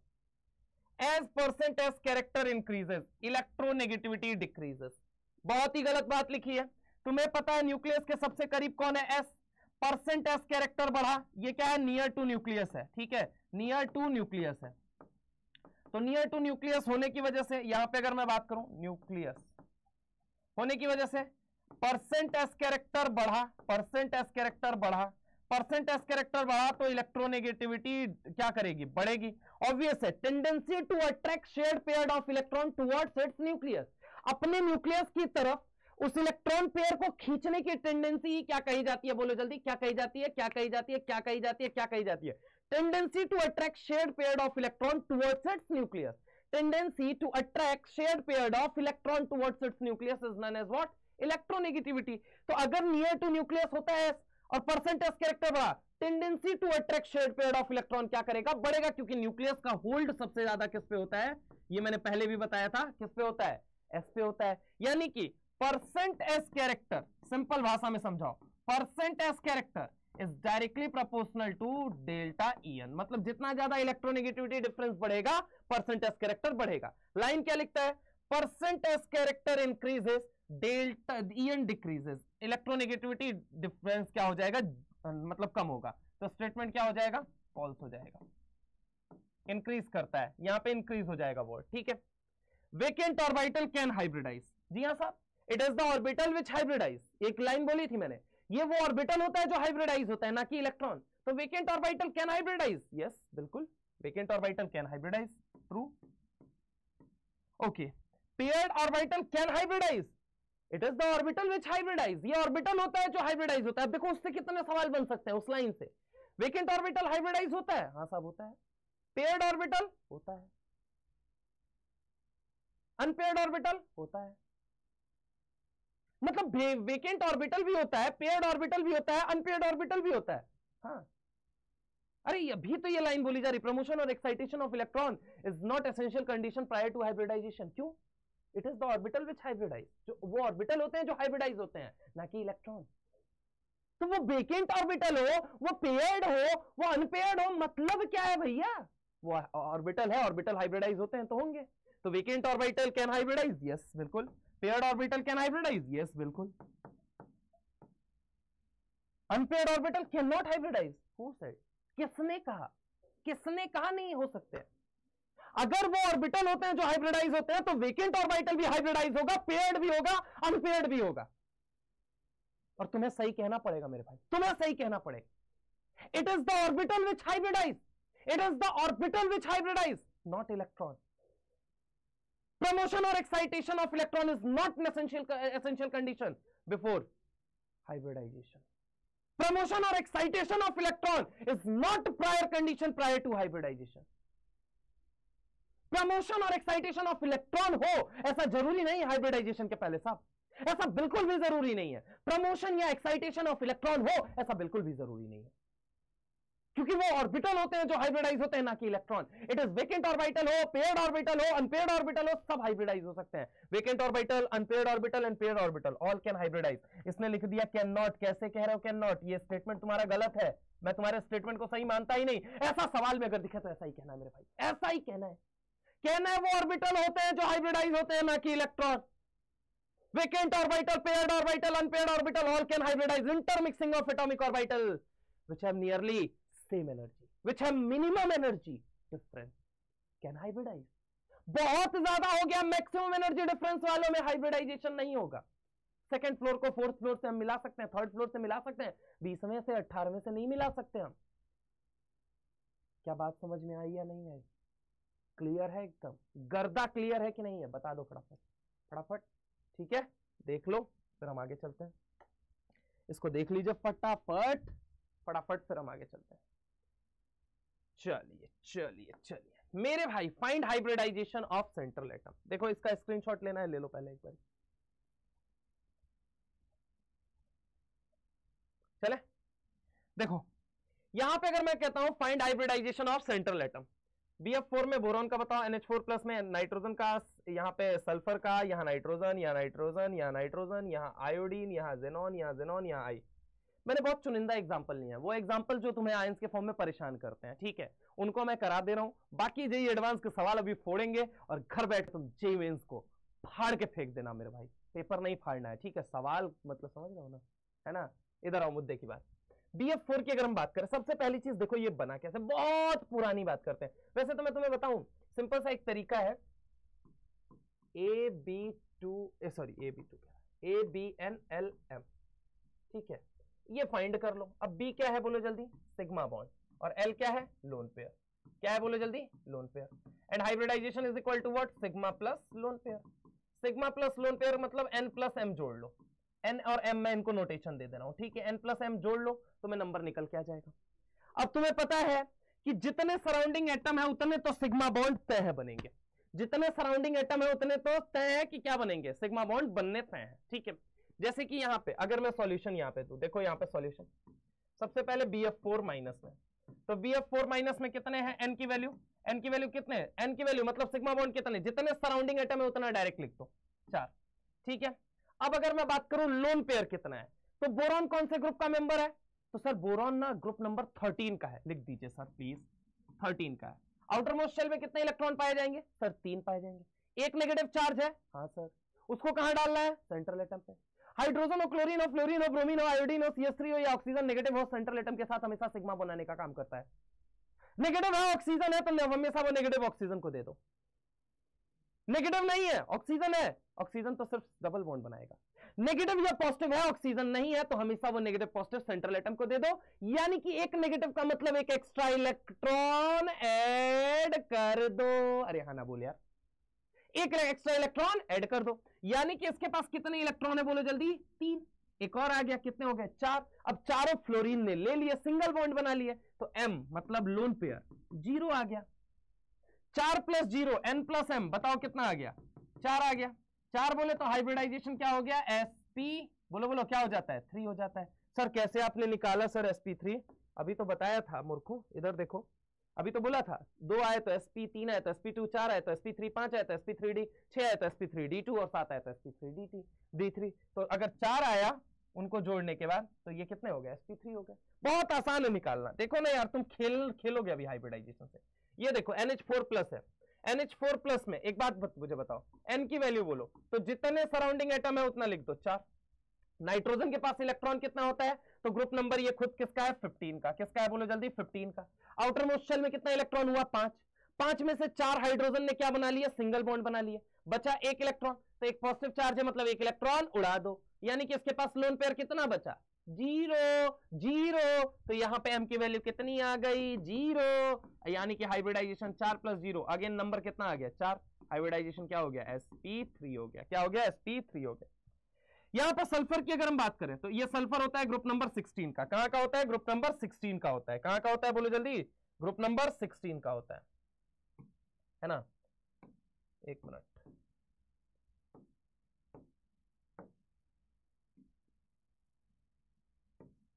ग्रुप नंबर 16 का होता है। अब 16 में बोले तो आउटर मोस्ट शेल में कितने इलेक्ट्रॉन होते हैं, 6। कितने होते हैं, 6। कितने ऑक्सीजन है सर, 4। यानी N की वैल्यू कितनी हो गई, 4। N की वैल्यू तो हमें पता चल गई, N की वैल्यू उसके लिए कितनी हो गई, 4। कितनी हो गई, 4। M की वैल्यू निकाल लेते हैं, लोन पेयर। अब देखो ऑक्सीजन कितने थे, एकदम दिमाग से ऐसे सोचो ना।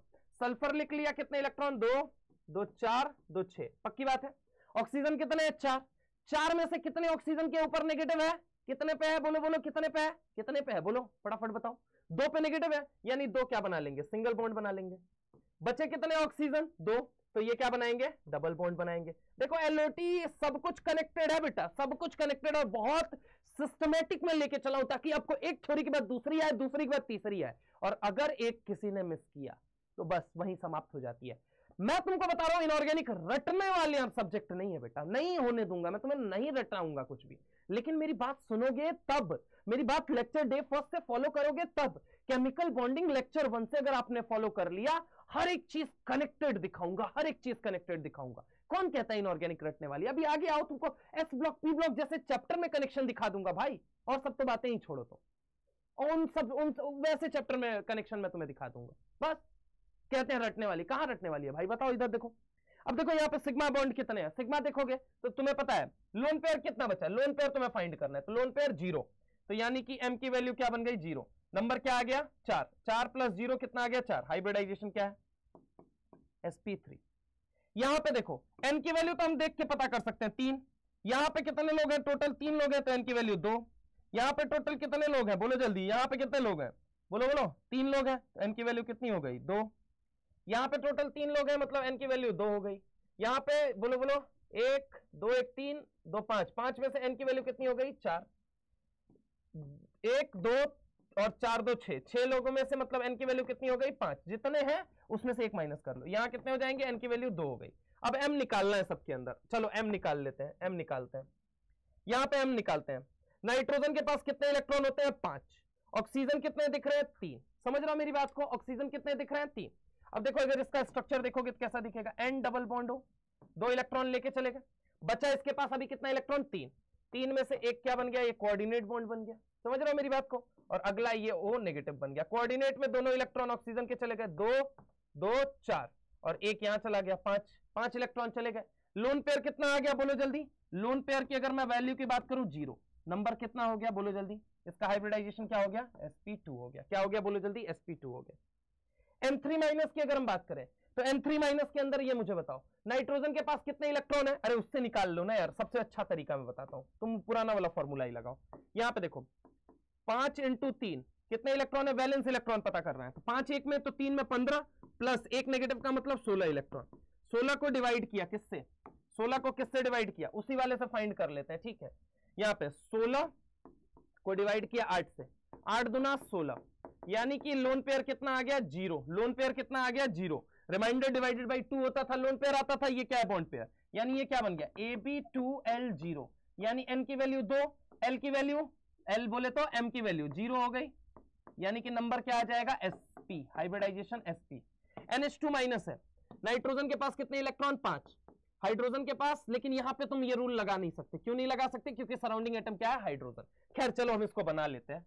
यहां पे देखो ये नाइट्रोजन है, कितने इलेक्ट्रॉन है 1 2 3 4 5, एक नेगेटिव चार्ज का मतलब एक और एक्स्ट्रा इलेक्ट्रॉन इस पे ऐड कर दो। हाइड्रोजन है क्या बनाएगा सिंगल बॉन्ड, दोनों हाइड्रोजन चले गए, लोन पेयर 1 2, यानी कि इसके पास n की वैल्यू कितनी आई 2, m की भी वैल्यू कितनी आई 2, 2 + 2 4, हाइब्रिडाइजेशन sp3, क्या हो गया sp3 हो गया, समझ रहे हो मेरी बात को। आगे आओ, i3 माइनस है, तो i3 माइनस का मतलब 7 × 3, 7 3 के 21 प्लस एक और इलेक्ट्रॉन ऐड कर दो 22। अब 22 को हम डिवाइड करते हैं किससे 8 से, तो यहां पे अगर 22 को डिवाइड करोगे किससे 8 से, तो यहां देखो क्या हो जाएगा 8 दूना 16, बचा कितना 6 डिवाइडेड बाई 2, आंसर कितना आ गया 3, यानी कि ये बन गया AB2L3 बन गया। n की वैल्यू क्या है 2, l की वैल्यू क्या है 3, 3 + 2 कितना हो गया 5, 3 + 2 कितना हो गया 5, और अगर 5 हो गया तो इसका हाइब्रिडाइजेशन, यहां पे m की वैल्यू कितनी हो गई 3, 3 + 2 कितना हो गया 5, हाइब्रिडाइजेशन sp3d, sp3d पीछे वाले नंबर से मैच करा लो। आ जाओ इसके अंदर आ जाओ, जेनॉन है, ऑक्सीजन है, फ्लोरीन है, कितने इलेक्ट्रॉन है इसके पास, तो इसको मैं सॉल्व कर देता हूं यहीं पे, XeO2F2 है ना, तो XeO2F2 देख लेते हैं एक मिनट, वही है ना XeO2F2, हाँ, तो कितने इलेक्ट्रॉन है 8 प्लस 6 × 2 12 प्लस 7 × 2 14, 14 प्लस 12 26 प्लस 8, 8 कितना हो जाएगा 26 प्लस 8 कितना हो जाएगा 34, 34 का मतलब हो गया 34 डिवाइडेड बाई 8, 8 चौको 32, हाथ में लगा 2 डिवाइडेड बाई 2, आंसर 1, यानी ये क्या बन गया AB4L1, यानी n की वैल्यू क्या आ गई 4, m की वैल्यू क्या आ गई 1 आ गई, ठीक है। तो यहां पे देखो n की वैल्यू कितनी आ गई 4, m की वैल्यू कितनी आ गई 1, आ जाओ इधर आ जाओ एक मिनट, n की वैल्यू 4, m की वैल्यू 1, दोनों को जोड़ा, हाइब्रिड नंबर कितना आया 5, 5 के केस में हाइब्रिडाइजेशन sp3d, ठीक है। आ जाओ XeOF4 की अगर हम बात करते हैं XeOF4 की, तो इसमें भी कैलकुलेट कर लेते हैं XeOF4, तो ये क्या हो गया 8 प्लस 6 प्लस 7 चौको 28, 7 चौको 28, 28 प्लस 6 कितना हो जाएगा 28 प्लस 6 हो जाएगा 34, 34 और 8 कितना हो जाएगा 42, 42 को डिवाइड करो किससे 8 से, 8 पचे 40, हाथ में लगा 2 डिवाइडेड बाई 2, आंसर 1, क्या बन गया AB5L1 बन गया, पक्की बात है 5L1, मतलब ये नंबर कितना आ गया 5 + 1 6, 6 बोले तो हाइब्रिडाइजेशन क्या है sp3d2, क्या है sp3d2, so the correct answer would be what, इस केस में क्या हो जाएगा sp3d2, sp3d2, n की वैल्यू 5 है, m की वैल्यू 1 है। चलो i3 प्लस आ जाओ, I3 प्लस, ऊपर I3 माइनस किया था, I3 प्लस, I3 प्लस का मतलब क्या है, 7 त्रिके 21 माइनस 1 कर दो क्योंकि एक पॉजिटिव चार्ज है, तो 20, 20 को डिवाइड किया किससे, 8 से, 8 दूना 16, हाथ में लगा 4 डिवाइडेड बाई 2, आंसर 2। ठीक है, ये क्या बन गया, Ab2L2 बन गया, यानी 2 + 2 4, हाइब्रिडाइजेशन क्या हो गया, sp3 हो गया। वही तो याद रखना, I3 प्लस के अंदर n की वैल्यू 2 है, m की वैल्यू 2 है, हाइब्रिडाइजेशन क्या है, sp3। I3 माइनस का sp3d होता है और I3 प्लस का sp3 होता है। देख लीजिए इसको फटाफट, देख लो इसको, फिर हम आगे चलते हैं, फिर हम आगे चलते हैं। चले, बोलो बेटा, चले आगे, चले क्या, ठीक है चलिए। देखो अब यहां के बाद जो हम आते हैं, जेई एडवांस 2000 के अंदर सवाल आया, सवाल क्या है, NO2 plus NO2 minus NH4 plus का हाइब्रिडाइजेशन बता दीजिए। बड़ा आसान है, मैं एक झटके के अंदर बता सकता हूं। कैसे, NO2 प्लस है, ठीक है, मैं डायरेक्ट देखता हूं यहां से, NO2 प्लस है, कितने इलेक्ट्रॉन है बोलो जल्दी। यहां पे नाइट्रोजन के पास कितने इलेक्ट्रॉन है, नाइट्रोजन के पास मुझे पता है इलेक्ट्रॉन हो जाएंगे 5, प्लस ऑक्सीजन के पास 6 दूना 12, 12 5 ये कितना हो गया 17, 17 माइनस 1 करना पड़ेगा क्योंकि एक पॉजिटिव चार्ज है।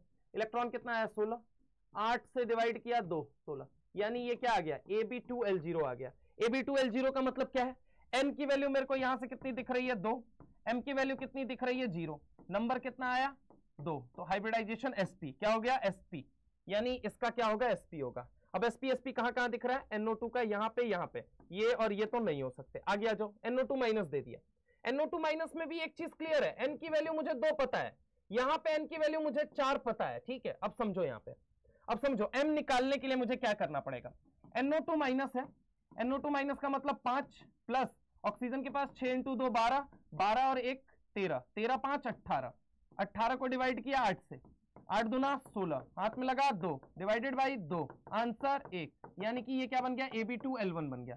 कोई पूछेगा कैसे, नाइट्रोजन में 5, ऑक्सीजन में 6, 6 × 2, एक नेगेटिव था तो एक प्लस कर दिया मैंने इलेक्ट्रॉन, कितना आ जाएगा 6 दूना 12, 1 13, 13 5 18, 18 डिवाइडेड बाई 8 कितना आ गया, Ab2L1, मतलब m की वैल्यू कितनी आ गई, 1 आ गई।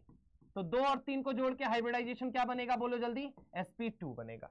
n की वैल्यू 4 है, नाइट्रोजन के पास टोटल इलेक्ट्रॉन कितने होते हैं 5, 5 में से एक इलेक्ट्रॉन क्या कर दो, घटा दो, बचे 4 इलेक्ट्रॉन, हाइड्रोजन ने सिंगल बॉन्ड बना लिए, m की वैल्यू क्या हो गई, 0 हो गई। तुम कैलकुलेट कर लेना अपना घर पे, ये क्या हो जाएगा, sp3 हो जाएगा, यानी कि पहले का क्या होगा sp, दूसरे का sp2 होगा, sp ये रहा, यहां पे sp3 दिखा रहा है, गलत है, और तीसरे का क्या है sp3, so the correct answer would be what, second. Clear, चले आगे, चले चलिए नेक्स्ट क्वेश्चन, जेई एडवांस के अंदर आया, NH3PCl5 BCl3 का हाइब्रिडाइजेशन कैलकुलेट करिए। नाइट्रोजन का अगर मैं NH3 की बात करता हूं, तो NH3 के अंदर नाइट्रोजन के पास कितने इलेक्ट्रॉन है 5, 3 हाइड्रोजन ने क्या बना लिया, सिंगल, बचा कितना इलेक्ट्रॉन 1, n की वैल्यू कितनी आ गई 2, सिंपल नंबर देखा वो तो तुरंत पता कर लूंगा, m की वैल्यू कितनी आ गई 1, नंबर 2 + 1 कितना हो गया 3, हाइब्रिडाइजेशन sp2, यानी sp2 dsp2, नहीं ये तो नहीं हो सकता, ये भी नहीं हो सकता, ये भी नहीं हो सकता, है ना, नहीं नहीं नहीं सॉरी 3 है ना, ये n की वैल्यू 3 है ना, सॉरी वही ना, n की वैल्यू 3 है, 1 2 3, सिग्मा बॉन्ड 3 है, m की वैल्यू कितनी है 1, तो हाइब्रिडाइजेशन कितना होगा sp3। मुझे यहीं से देख के वैसे तो क्लियर हो जाता है, लेकिन फिर भी मैं अपनी आत्मसंतुष्टि के लिए PCl5, फास्फोरस कौन से ग्रुप का मेंबर है, ग्रुप नंबर 15, कितने इलेक्ट्रॉन 5, देखो यहाँ पे 5 इलेक्ट्रॉन है टोटल, इसके पास कितने हैं 5। अब 5 की अगर मैं तुमसे बात करता हूं तो जरा गौर से देखो, 1 chlorine, 2 chlorine, 3 chlorine, 4 chlorine, 5 chlorine, number of n की वैल्यू कितनी आ गई 5, वो तो मुझे देख के पता चल रहा है, m की वैल्यू कितनी है 0 है। ठीक है, तो इसका क्या हो जाएगा हाइब्रिडाइजेशन, sp3, बोलो बोलो sp3d हो जाएगा। सो sp3d यहां पे अगर मैं बात करूं तो ये क्या है dsp2, हाँ ये अभी तुम्हें मैं समझाऊंगा थोड़े टाइम बाद, डोंट वरी। ठीक है, आगे अगर मैं बात करूं dsp2 ये कैसे हुआ सर, sp3d या फिर dsp2 कैसे हुआ, इसमें थोड़ा सा स्ट्रॉन्ग फील्ड और वीक फील्ड लिगेंड का काम है। ठीक है, वो अभी आगे हम थोड़ा सा समझेंगे, डोंट वरी। ठीक है, हालांकि ये कोऑर्डिनेशन के अंदर बताया जाता है, लेकिन मैं फिर भी बता दे रहा हूं, सुनो। यहां पे अगर मैं बात करूं BCl3, बोरॉन के पास कितने इलेक्ट्रॉन 1 2 3, पहला क्लोरीन, दूसरा क्लोरीन, तीसरा chlorine, hybridization is equal to what, sigma plus lone pair कितना है 0, सिग्मा कितना आ गया 3, 3 + 0 नंबर कितना आ गया 3, यानी द हाइब्रिडाइजेशन क्या हो जाएगा 3 आने पे, स्टेरिक नंबर 3 आया, hybridization sp2, so the correct answer would be what, second. समझ रहे हो, पक्की बात है। चले आगे चले, ये वाला लेके कंफ्यूज मत हो, वेट करो, एक आध दो लेक्चर का और वेट करो, उसमें क्लियर हो जाएगा आपकी सारी चीजें। अभी पैनिक नहीं होना, अभी तो हमने शुरुआत की है, शुरुआत करते ही पहले एडवांस खत्म कर लेते हैं, फिर वापस से और बहुत सारी चीजें। अभी शुरू हुआ है हाइब्रिडाइजेशन, खत्म नहीं हुआ है, कहानी की अभी शुरुआत हो रही है, ठीक है। चलिए चलिए, ये नेक्स्ट क्वेश्चन है। Using the VSEPR, draw the structure of PCl5 and BRF5. It is homework for you now. It is your homework. आपको होमवर्क करना है, ठीक है, होमवर्क करना है, और होमवर्क करके आप इसे कमेंट सेक्शन में इसके शेप के बारे में जरूर लिखेंगे। आई रिक्वेस्ट यू ऑल, इतना पसीना बहाने का एक ही मतलब होगा, इतनी चीजें पढ़ाने का एक ही मतलब होगा, जब आप मुझे आंसर देंगे। तो I expect you from each and everyone कि प्लीज आप इसका आंसर जरूर लिख के मुझे बताएं, ओके, ठीक है। क्योंकि उसे देख के ये लगता है ना कि हाँ यार, बच्चा कम से कम वो कैमरे के पीछे बैठा, वो सजीव जीव पढ़ रहा है, वो सीख रहा है। कहा जाता है ना, कुछ तो आशा हो मेरे लिए, इस निर्जीव कैमरे के पीछे मैं ये मान के बैठा हूं कि कितनी सजीव दिलों की धड़कनें हैं जो सीख पा रही हैं। वो भी तो मुझे भी तो बताएं कि हाँ सर हम सीख रहे हैं, मुझे कहां से पता चलेगा, अंतर्यामी तो मैं हूं नहीं, after all I am also human being. तो कहा जाता है ना, बाकी जो भी डाउट फाउट्स हो आप लिख सकते हैं, मैं बिल्कुल बताऊंगा, ठीक है। किसी एक बच्चे का एक डाउट था कि क्या मैं नीट के लिए ये सारी चीजें पढ़ सकता हूँ। बेटा आप अपने सवाल सॉल्व करके देखो, PYQs are the best method to check your knowledge. आप बुक लगा के देखो, आपको खुद पता चल जाएगा, आभास हो जाएगा कि आपको मतलब कितना प्यारा लेवल की चीजें कहा जाता है ना बताई जा रही है, और कितने प्यारे तरीके से बताई जा रही है। जो रटने वाला, जो बहुत ज्यादा इलॉबोरेट कर करके मतलब कि हाँ समझ में नहीं आ रहा है बच्चे को, मैं वैसा नहीं कर रहा। मैं आखिर खाने को कैसा खिलाया जाए, कितना प्यारा बनाया जाए कि बच्चा खाए, उसको अच्छी तरीके से खाए, अच्छी तरीके से डाइजेस्ट करे, ठीक है। वो सारी बातें यहाँ पे रखी जा रही हैं, ठीक है। तो नॉट टू वरी, आप बिल्कुल पढ़िए। थ्योरी को मैं ज्यादातर क्वेश्चन के फॉर्म से कराता हूं, because I know at the end of the day examiner is not going to check your knowledge. He और she is not going to say that कि आप राइट मतलब पूरे एक पैराग्राफ में आप लिख के आंसर मुझे बताइए। वो आपकी नॉलेज नहीं चेक करने वाला है, मैंने बहुत दफा बोला है। वो ये चेक करने वाला है कितनी वैरायटी ऑफ सवाल करके आए हो, तभी तो ऑब्जेक्टिव पेपर बन रहा है। अगर उसको तुम्हारी नॉलेज चेक करनी होती तो वो सब्जेक्टिव पेपर बनाता। उसको पता है कि बच्चे को पता ही कितना है, औकात ही कितनी है। समझ रहे हो मेरी बात को, ठीक है। चलिए खैर, ये बोल रहा है percent of P character in the orbital, percent of P character in the orbital forming PP bond in P4। P4 कैसा होता है ये देखो पहले तो, P4 होता कैसे है अगर मैं तुमसे बात करूं तो।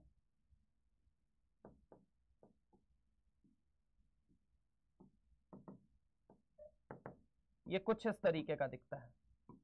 अब देखो ये केज लाइक स्ट्रक्चर होता है। फास्फोरस, ये पहला फास्फोरस, दूसरा फास्फोरस, तीसरा फास्फोरस। समझ रहे हो मेरी बात को। एक फास्फोरस कितने से जुड़ा हुआ है, 3 फास्फोरस से, एक आपकी तरफ, एक इधर की तरफ, एक इधर की तरफ। ऐसे ही इस फास्फोरस को देखोगे तो ये कहां की तरफ, एक वो वाले फास्फोरस से जुड़ा है, एक ये वाले फास्फोरस से जुड़ा है, एक ये वाले फास्फोरस से। और फास्फोरस के पास कितने इलेक्ट्रॉन होते हैं, टोटल 5। तो 3 तो कहां चले गए, बॉन्ड में चले गए, और 2 यहां पे अगर मैं बात करूं तो ये लोन पेयर है। तो hybridization is equal to what, sigma plus lone pair. Sigma कितने हैं, 1 2 3, लोन पेयर कितना है 1, नंबर कितना आया, नंबर कितना आया 4। अब 4 आया तो इसका हाइब्रिडाइजेशन क्या हो जाएगा, sp3 हो जाएगा। क्या हो जाएगा, sp3। मतलब कि अगर P4 की बात किया जाए तो P4 क्या होता है, बोलो बेटा, P4 क्या होता है, sp3 हाइब्रिडाइज है, ठीक है। P4 क्या है, sp3 हाइब्रिडाइज। अब इसमें बोला परसेंट पी कैरेक्टर बताओ, तो एक मतलब एक चीज समझो, 100% था, अगर 100% कैरेक्टर है कितने लोगों में बटे, 4 लोगों में, 1 S 3 P, तो ये एक के हिस्से में कितना है, 25। मतलब परसेंट एस कैरेक्टर इसके अंदर कितना है, 25, और परसेंट पी कैरेक्टर कितना होगा, तो एक पी के हिस्से में 25, दूसरे वाले में 50, तीसरे वाले में 75। तो टोटल अगर देखा जाए तो 75। क्यों, क्योंकि px के पास कितना गया, 25, py के पास कितना गया, 25, और pz के पास कितना गया, 25, ठीक है। अब तीनों को मर्ज कर दिया तो परसेंट पी कैरेक्टर हमें निकालना था, परसेंट पी कैरेक्टर कितना आ गया, 75% आ गया। सो the correct answer would be what, D, ठीक है। जेईई एडवांस 2007 में ये सवाल आया हुआ था। चले, the species having pyramidal shape, again this is homework for you. आप लोग इसको घर पे करेंगे, ठीक है, और बताएंगे कि सर जेईई एडवांस 2010 के सवाल का उत्तर क्या था, ठीक है। मैंने आपको पिछले टर्न पे पढ़ाया था। देखो OSF4 बताया था, तो यहां पे क्या दे रखा है, OSF2 दे रखा है, SNF3 याद करो बताया था, ठीक है, तो वो सारी चीजें थी। खैर ये क्वेश्चन है जेईई एडवांस 2015 का। क्या है सवाल, among the tri atomic molecule, वो क्या देता है, BeCl2 दे रहा है, और क्या दे रहा है, N3 माइनस दे रहा है, और क्या दे रहा है, N2O दे रहा है, और क्या दे रहा है, NO2 प्लस दे रहा है, ठीक है, और क्या दे रहा है, O3 दे रहा है, समझ रहे हो मेरी बात को, और क्या दे रहा है वो आपको HCl2 दे रहा है, और क्या दे रहा है वो आपको ICl2 माइनस दे रहा है, और क्या दे रहा है आपको I3 माइनस, एंड उसके बाद क्या दे रहा है, XZF2 दे रहा है, ठीक है, ये दे रहा है। कह रहा है find the total number of linear molecule ion where hybridization, पहले तो लीनियर मॉलिक्यूल आयन फाइंड करते हैं। देखो यहां पे अगर हम बात करें, उसने पहली चीज पूछा है लीनियर मॉलिक्यूल या आयन के बारे में बताओ कि कौन कौन लीनियर है, कौन कौन लीनियर मॉलिक्यूल है, लीनियर आयन है। फिर क्या बोलता है, where the hybridization of central atom does not have contribution from d orbital is, चलो निकालते हैं। एन की वैल्यू कितनी है, 2, एन की वैल्यू कितनी है, 2, एन की वैल्यू 2, एन की वैल्यू 2, एन की वैल्यू 2, एन की वैल्यू 2, एन की वैल्यू 2, एन की वैल्यू 2, एन की वैल्यू 2, एम की वैल्यू निकालनी है, आओ निकाल लेते हैं, बड़ा आसान है एम की वैल्यू निकालना, कोई बहुत बड़ी दिक्कत नहीं है। BeCl2 के अंदर अगर मैं बात करूं तो BeCl2 के अंदर कैसे निकाल लोगे, तुमको पता है beryllium 1s2 2s2 atomic number 4 होता है, तो क्या हो जाएगा 1s2 2s2। अब जरा गौर से यहां पे समझने की कोशिश करो, 2s2 में ये क्या होगा, आउटर मोस्ट शेल में कितने इलेक्ट्रॉन, टोटल 2 इलेक्ट्रॉन है, तो 2 इलेक्ट्रॉन के साथ इसने क्या कर लिया, अपना सिग्मा बॉन्ड बना लिया, हाइड्रोजन हो, क्लोरीन हो, फ्लोरीन हो, ब्रोमीन हो, आयोडीन हो, CH3 हो या ऑक्सीजन नेगेटिव, सेंट्रल एटम के साथ सिंगल बॉन्ड, और इसके आउटर मोस्ट शेल में 2 ही इलेक्ट्रॉन, दोनों ने बॉन्ड बना लिया, लोन पेयर कहां बचा, 0, तो एम की वैल्यू कितनी आ गई, 0। N3 माइनस के अंदर देखो यहां पे, एक नाइट्रोजन के पास 5 इलेक्ट्रॉन, 3 के पास 15 प्लस एक और हो गया, कितना हो गया ये 16, 16 को डिवाइड किया 8 से, 8 दूना 16, मतलब n की वैल्यू 2 आ गई, और रिमाइंडर कुछ बच ही नहीं रहा, m की वैल्यू क्या हो गई, 0 हो गई। देखो यहां पे आगे देखो, यहां पे 5 दूना 10, नाइट्रोजन के पास 5 होते हैं, तो 5 दूना 10 प्लस ऑक्सीजन के पास कितना होता है 6, तो 10 6 कितना हो गया 16, अगेन 8 से डिवाइड कर दो, लोन पेयर कुछ नहीं बचा, m की वैल्यू क्या आ गई 0। NO2 प्लस के अंदर देखो यहां पे कितना हो गया, 5 इंटू ऑक्सीजन के पास 6 इंटू 2 12, 12 5 17, माइनस 1 इलेक्ट्रॉन करना पड़ेगा, क्यों, क्योंकि यहां पे एक प्लस है, तो 6 दूना 12, 12 5 17, 17 minus 1 16 electron, 16 divided by 8, answer कितना आ गया 2 आ गया।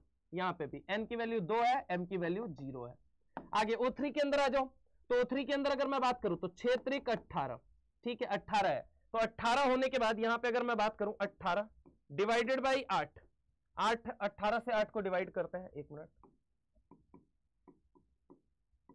8 दूना 16, हाथ में लगा कितना बोलो जल्दी, 2 डिवाइडेड बाई 2, आंसर कितना आ गया 1, यानी n की वैल्यू 2 है, m की वैल्यू क्या है 1 है, पक्की बात है, ठीक है। अब निकाल लेते हैं, n प्लस m को जोड़ के कितना आएगा 2, हाइब्रिडाइजेशन हो गया sp, n प्लस m को जोड़ के 2 तो hybridization sp, n plus m को जोड़ के 2 तो hybridization sp, n plus m को जोड़ के 2 तो hybridization sp, n plus m को जोड़ के 3 तो हाइब्रिडाइजेशन sp2। अभी तक इनमें d नहीं यूज हुआ है। लीनियर कौन कौन है, तो लीनियर है ये चारों, ठीक है। और अगर मैं बात करूं इसकी, तो ये वाला क्या है आपका, अगर मैं इसकी बात करता हूं बेटा, तो ये कैसा है बोलो जल्दी फटाफट, ये आपका ट्राइगोनल प्लेनर है, लेकिन इसके अंदर भी डी यूज नहीं किया गया, तो उसने क्या बोला, among the tri atomic molecule BeCl2 N3 minus N2O NO2 plus O3 and SCl2 ICl2 minus I3 minus and XZF4, find the total number of linear molecule, 1 2 3 4, ये 4 तो अभी तक लीनियर आए हैं, ये लीनियर नहीं है, ठीक है। आगे आ जाओ, यहां पे देखो SCl2 के अंदर सल्फर के पास कितने इलेक्ट्रॉन है बोलो बेटा, 6 इंटू 7 दूना 14, 7 दूना 14, तो ये कितना हो गया 14 और 6 कितना हो गया 20, 20 को डिवाइड करो 8 से, तो 8 दूना 16, हाथ में लगा 4 डिवाइडेड बाई 2, आंसर 2, यानी कि n की वैल्यू 2 है, m की वैल्यू क्या आ गई 2 आ गई, n की वैल्यू 2 है, m की वैल्यू क्या आ गई 2 आ गई। अगर 2 आ गई तो हाइब्रिडाइजेशन क्या हो गया sp3 हो गया। अब आगे आ जाओ, ICl2 माइनस का मतलब क्या है, I के पास कितने इलेक्ट्रॉन है 7, क्लोरीन के पास भी 7, 7 दूना 14 और यहां पे प्लस 7 21 और एक क्या हो गया 22, 22 को डिवाइड करोगे 8 से, 8 दूना 16, हाथ में लगा 6 डिवाइडेड बाई 2, आंसर कितना आ गया 3, मतलब इनकी ज्योमेट्री बनेगी AB2L3, यानी n की वैल्यू 2 है, m की वैल्यू क्या हो गई 3, 3 प्लस 2 कितना आ गया 5 आ गया, 3 प्लस 2 5 का मतलब sp3d हो गया हाइब्रिडाइजेशन। आगे आ जाओ, I3 माइनस का मतलब 7 त्रिके 21, एक आयोडीन में 7 इलेक्ट्रॉन, तो 3 में 7 त्रिके 21, 21 और एक क्या है नेगेटिव चार्ज, एक नेगेटिव चार्ज है, मतलब ये क्या हो गया 22। 22 बोले तो 8 से डिवाइड करोगे, 8 दूना 16, बचा कितना हाथ में 6, 6 डिवाइडेड बाई 2, आंसर कितना हो गया 3। तो यानी कि m की वैल्यू इसके लिए भी क्या हो गई 3 हो गई, ठीक है। तो n is equal to 2, m is equal to 3 हो गई। अब इसके लिए भी अगर मैं हाइब्रिडाइजेशन निकालूं तो क्या हो जाएगा, sp3d हो जाएगा, ठीक है। यानी कि यहां भी डी यूज किया गया, यहां पे भी डी यूज किया गया, समझ रहे हो मेरी बात को। आगे अगर हम बात करें, यहां पे अगर मैं बात करूं XeF2 के अंदर देखोगे तो XeF2 के अंदर देखो क्या लिखा गया है, XeF2 के अंदर देखो तो जेनॉन के पास 8 इलेक्ट्रॉन, फ्लोरीन के पास कितने हो गए 7 दूना 14, 14 और 8 कितना हो गया, बोलो जल्दी, 14 और 8 22, 22 को किया तो 8 दूना 16, 16 बचा कितना 6 डिवाइडेड बाई 2, अगेन m की वैल्यू उसके लिए भी क्या आ गई 3 आ गई। इसका भी हाइब्रिडाइजेशन क्या है, sp3d है। अब सवाल क्या पूछा गया था, among the tri atomic molecule कौन कौन से दिए गए थे, ये सारे दिए गए थे।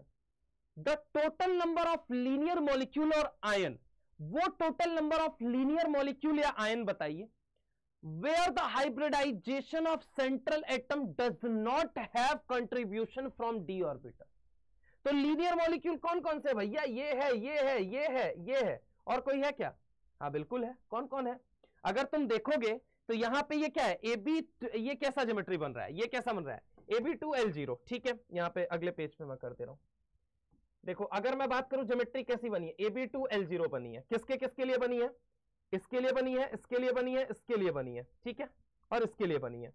तो इन चारों के लिए, किसके किसके लिए, BCl2 के लिए बनी है एक तो, फिर किसके लिए बनी है N3 minus N2O, N3 minus N2O, और किसके लिए बना है बोलो बेटा, और बना है आपका NO2 प्लस के लिए। अब ये कैसा होता है AB2L0, AB2L0 कैसा होता है, लीनियर होता है, ठीक है। AB2L0 कैसा होता है, लीनियर होता है, ये लीनियर तो है, लेकिन इन सब का हाइब्रिडाइजेशन क्या है, sp है, इसमें डी यूज नहीं किए गए, इसमें डी यूज नहीं किए गए। आगे देखो अगर मैं तुमसे बात करूं, अगला देखें तो O3 तो बेंड शेप का है, O3 कैसा है, बेंड शेप का है, ये लीनियर ही नहीं है, तो इसकी तो हम चर्चा ही नहीं करेंगे। ये लोग बचे, ये चारों लोग कौन कौन से, तो SCl2, ICl2 माइनस, देखो यहां पे लिख दे रहे हैं, ये लोग कौन से बन रहे हैं, AB2L3 वाले, तो SCl2, ICl2 माइनस, एंड उसके बाद आई थिंक I3 माइनस है, और XeF2 है ना, क्या है XeF2 है, रट के नहीं आया हो बेटा, ठीक है। यहां पे ये क्या है, XeF2 है। अब यहां पे देखो ये क्या दिया गया है, AB2L3। अब AB2L3 है, AB2L3 का शेप कैसा होता है, A ऐसा होता है, देखो यहां पे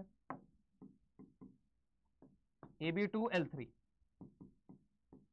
इसका भी शेप कैसा होगा, होगा तो इसका भी लीनियर होगा, लीनियर, लेकिन इनके अंदर sp3 हाइब्रिडाइजेशन है।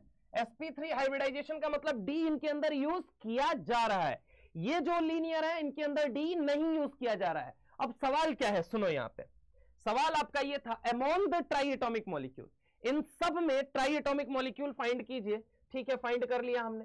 Find total number of linear molecule या आयन, लीनियर मॉलिक्यूल या आयन का नंबर बताना था, where the hybridization of central atom does not have contribution from d orbital is.